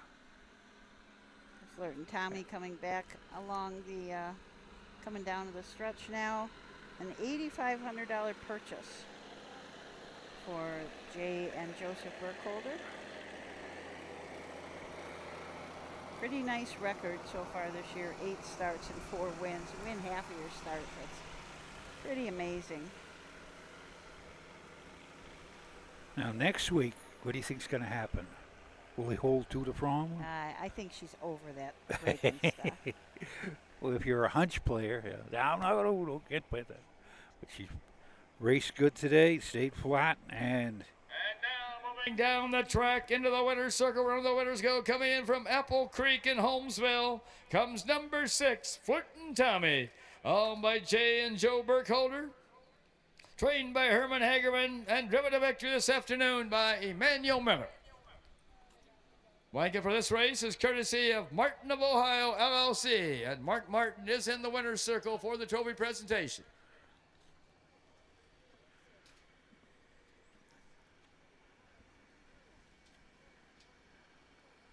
Let's have a big hand here for Herman Hagerman, Emmanuel Miller, and Flirtin' Tommy, and Martin of Ohio, the donors of the blanket. This is the last start for Herman Hagerman of the meet, but he comes away with 6 wins over these 2 days. 4 wins today, 2 days yesterday. So there are the official placings nice for race 10 from the top. Number 1, Royal Celebrity was 5th. Number 2, Moon Dancing was 4th. Number 3, Lindell was 2nd. Number 4, Creating Dreams was 3rd. Number 5, Dublin's Dina had been drawn. Number 6, Flirtin' Tommy was the winner. Time of the first quarter was 32 1/5. The half was in 1:04. The 3/4 in 1:36 3/5, with a mile in 2:06 3/5. From the top it should read 5:42 3 scratch 1, a mile in 2:06 3/5. In the upcoming race 11, number 3, JR on the beach. So the last race coming up is the free-for-all pace, Attica Area Professionals pace. Horses must be owned or trained in Seneca, Sandusky, Huron, Erie, or Crawford. So that's going to be a great race. And Wood and Wyandotte. Wood and Wyandotte. You're right. I'm sorry. Yeah. That's funny. I don't think so far the Signature Series pace yesterday was the fastest race of the week in 57 3. So we'll see how this one goes. I'm going to say that record is going to stay. Be safe? Yeah, I would say so but too. this is good field, but and should be a good race. They got Miller, Allums, Pierce, Stahl, and O'Neill as the drivers. Well versed, and they know what they're doing. So we shall return to Attica for our fair finale here on the 7th of Thursday after these few messages. In Ohio, Hickory Lane Farm has the stallions you are looking for, like What the Hill, Uncle Peter, and In Range, as well as Branded by Lindy, Jug Winner Luz Pearlman, Racing Hill, and Guardian Angel Oz. Hickory Lane will offer a host of Ohio sired yearlings this fall, including 6 by In Range, 5 by Uncle Peter, 4 by Guardian Angel Oz, and 1 by What the Hill. Find out more at hickorylanefarm.com. When you need supplies for your horse, one name stands out: Big D's. Since 1976, Big D's Tack and Vet Supply has been the equine experts you can trust. Whatever your horse needs is available at Big D's Tack and Vet Supply. Visit the retail outlet in Streetsboro, Ohio, or order online at bigdweb.com for fast shipping. Most orders ship that day. Or call 1-800-321-2142. Big D's Tack and Vet Supply. Own a little and love it a lot. The Stable.ca is an award-winning fractional ownership operation. Buy as little as 1% of a racehorse and experience 100% of the thrill. The Stable.ca makes ownership easy, accessible, and affordable. Communication and customer service are at the heart of everything we do. Get started at thestable.ca.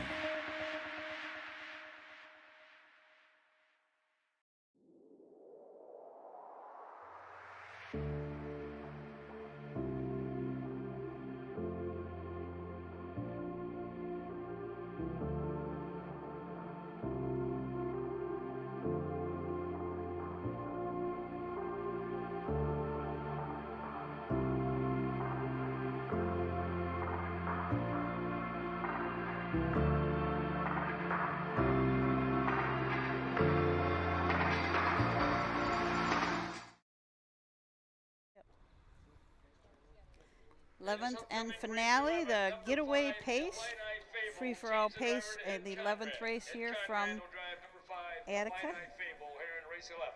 Oh, I just missed that. They said that we had a driver change on the 5, but I don't know what he said. Did you catch that? No. Got a few driver changes in here.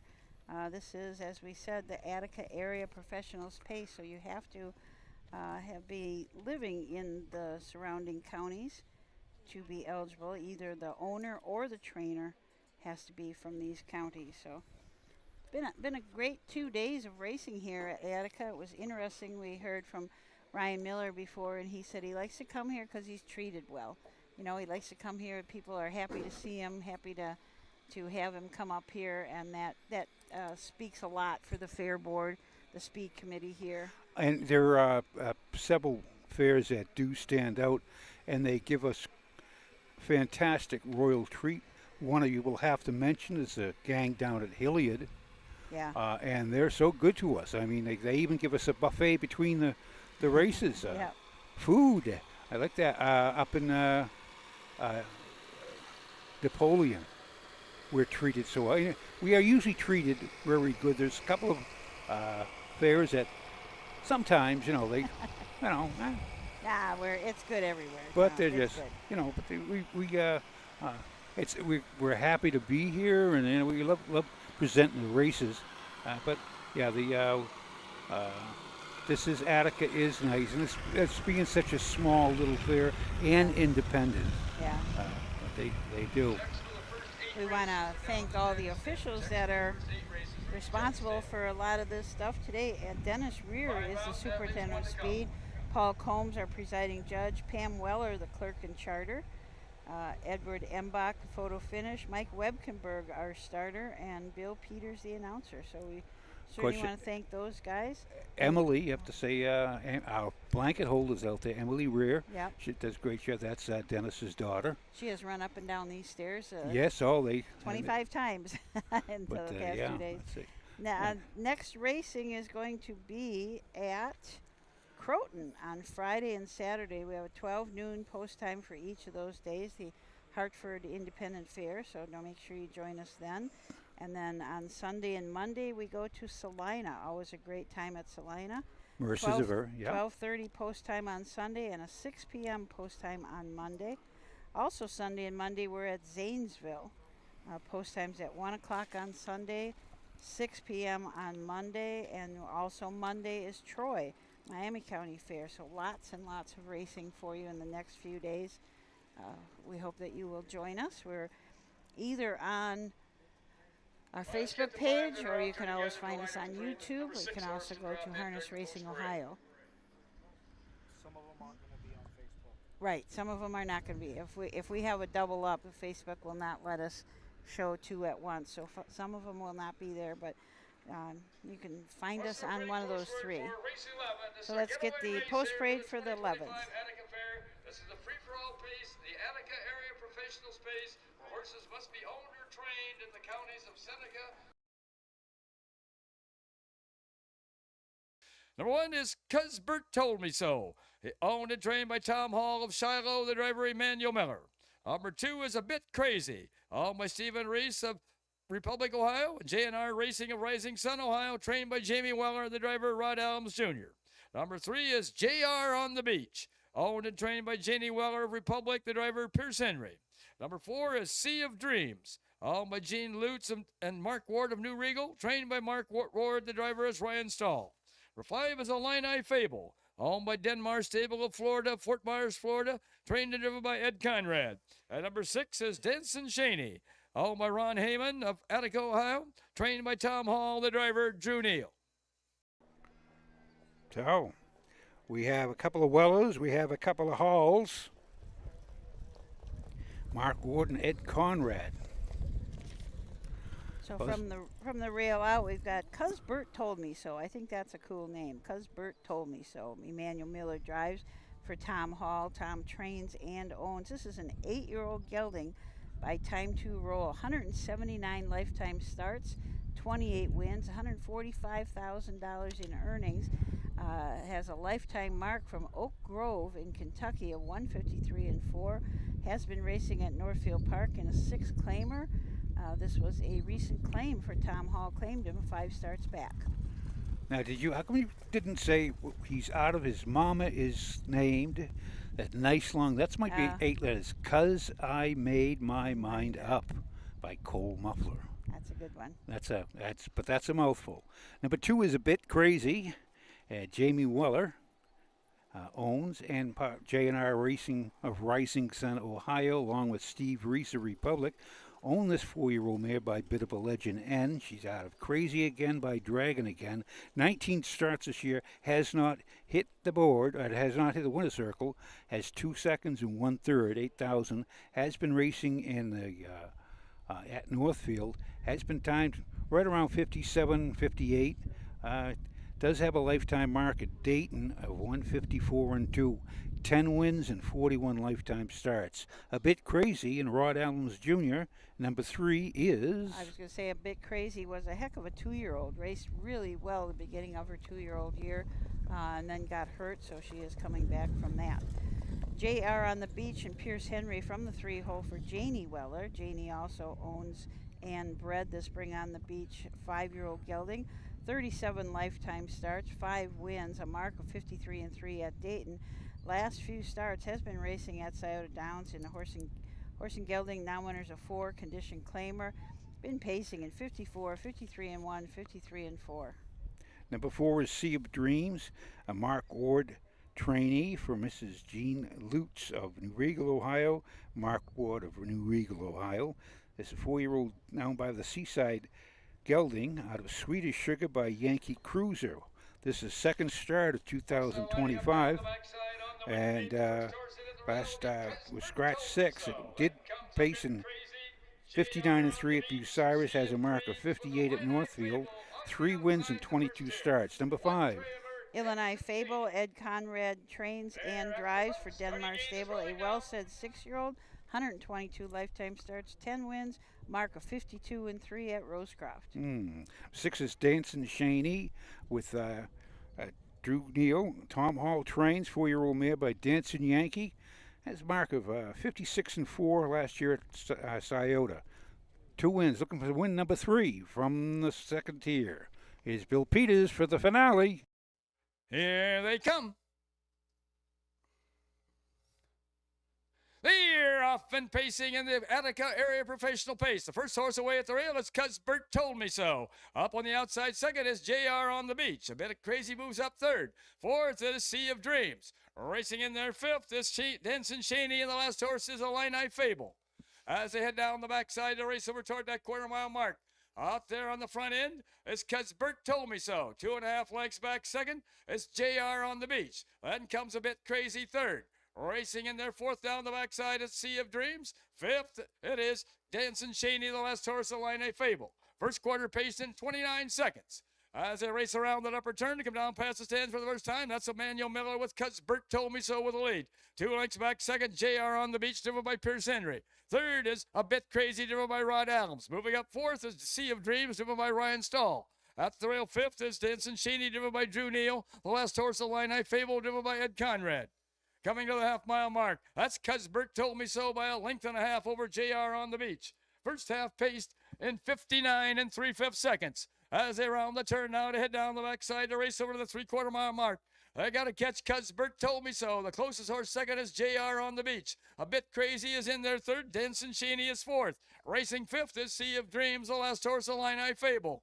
Going toward that 3/4 mile mark. That's cuz Bert told me so by a length and a half over JR on the Beach. Racing third is A Bit Crazy. Fourth is Denson Cheney. Racing fifth is Sea of Dreams, and then comes Illini Fable. 3/4 in 1:30 and 1/5. As they race around that upper turn to head for pay dirt. That's cuz Bert told me so, opening up about 2 lengths now on JR on the Beach.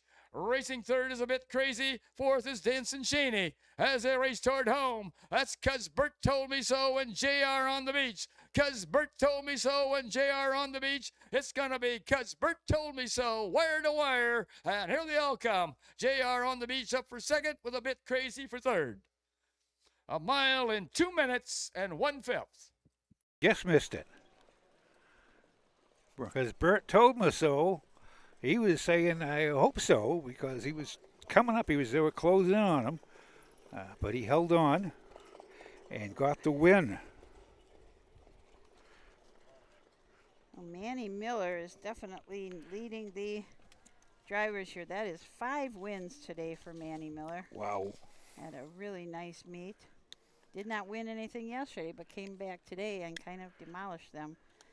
Drew Neal sitting second with 5 wins for the weekend, and Cam McCowan got 3 yesterday. Herman Hagerman, our leading trainer, with 5.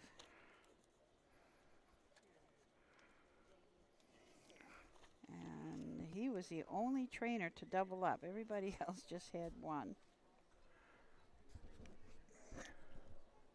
He's climbing up the standings in the leading fair trainers, because they're this past couple of weeks he's had triples, and today he got 5 wins at this meet. So congratulations, Herman Hageman. Unofficial, we have cuz Bert told me so. Returning out of the winner's circle, Tom D. Hall. Time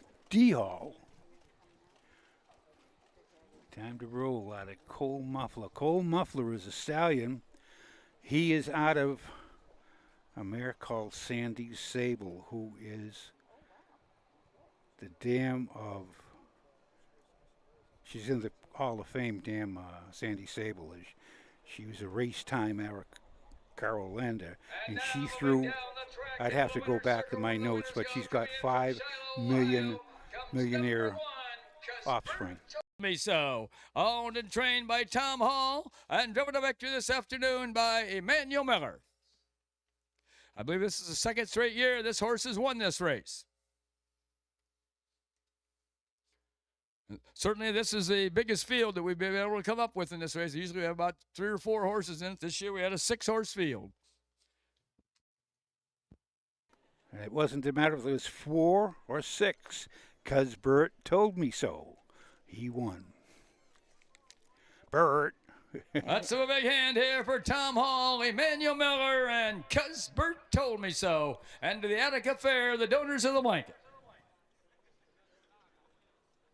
What do you think of that, Bert? And congratulations, as we said, to Manny Miller for being the leading driver of the meet. So we'll get the complete rundown for you in just a second. Thank everybody who watched today. We weren't on Facebook, so I couldn't keep an eye on everybody. There's some T-shirts there in the box on the table with the programs. Feel free to take those Signature Series T-shirts. Feel free to take a Signature Series T-shirt there in the box. Well, there's going to be a mad rush for T-shirts. Bill Peters just said there's. Yeah. We got some, yeah. He's got to stay here and push buttons. I can't lose Steven. Yeah. It wouldn't be a good stop. Be good. Though. No, it's So we tied a track record here. The 2-year-old colt trout, What's Shaken, tied the track record. But there's fastest, as we said earlier, the fastest race of the day was the Signature Series from yesterday. Number 1, Cuthbert Told Me So was the winner. Number 2, A Bit Crazy was third. Number 3, JR on the Beach was second. Number 4, Sea of Dreams was fifth. Number 5, Illini Fable was sixth. And number 6, Dancing Shaney was fourth. Time of the first quarter was 29 seconds. The half was in 59 3/5. The 3/4 in 1:30 1/5, with a mile in 2 minutes and 1/5. From the top, it should read 1:32.564, a mile in 2 minutes and 1/5. Well, that concludes our racing here for the 2025 Attica Fair. I want to thank each and every one of you. So that concludes us from the fair here at Attica. I hope you enjoyed the show and all these great horses racing. Next tomorrow is at Croton at noon. So some more great racing, some more fun. More fun. So some more surprises. For Stephen Taylor, Tom Pye, the harness guy, and myself, Susan Schroeder, and our entire OHHA team, we want to thank everybody and have a great rest of your day.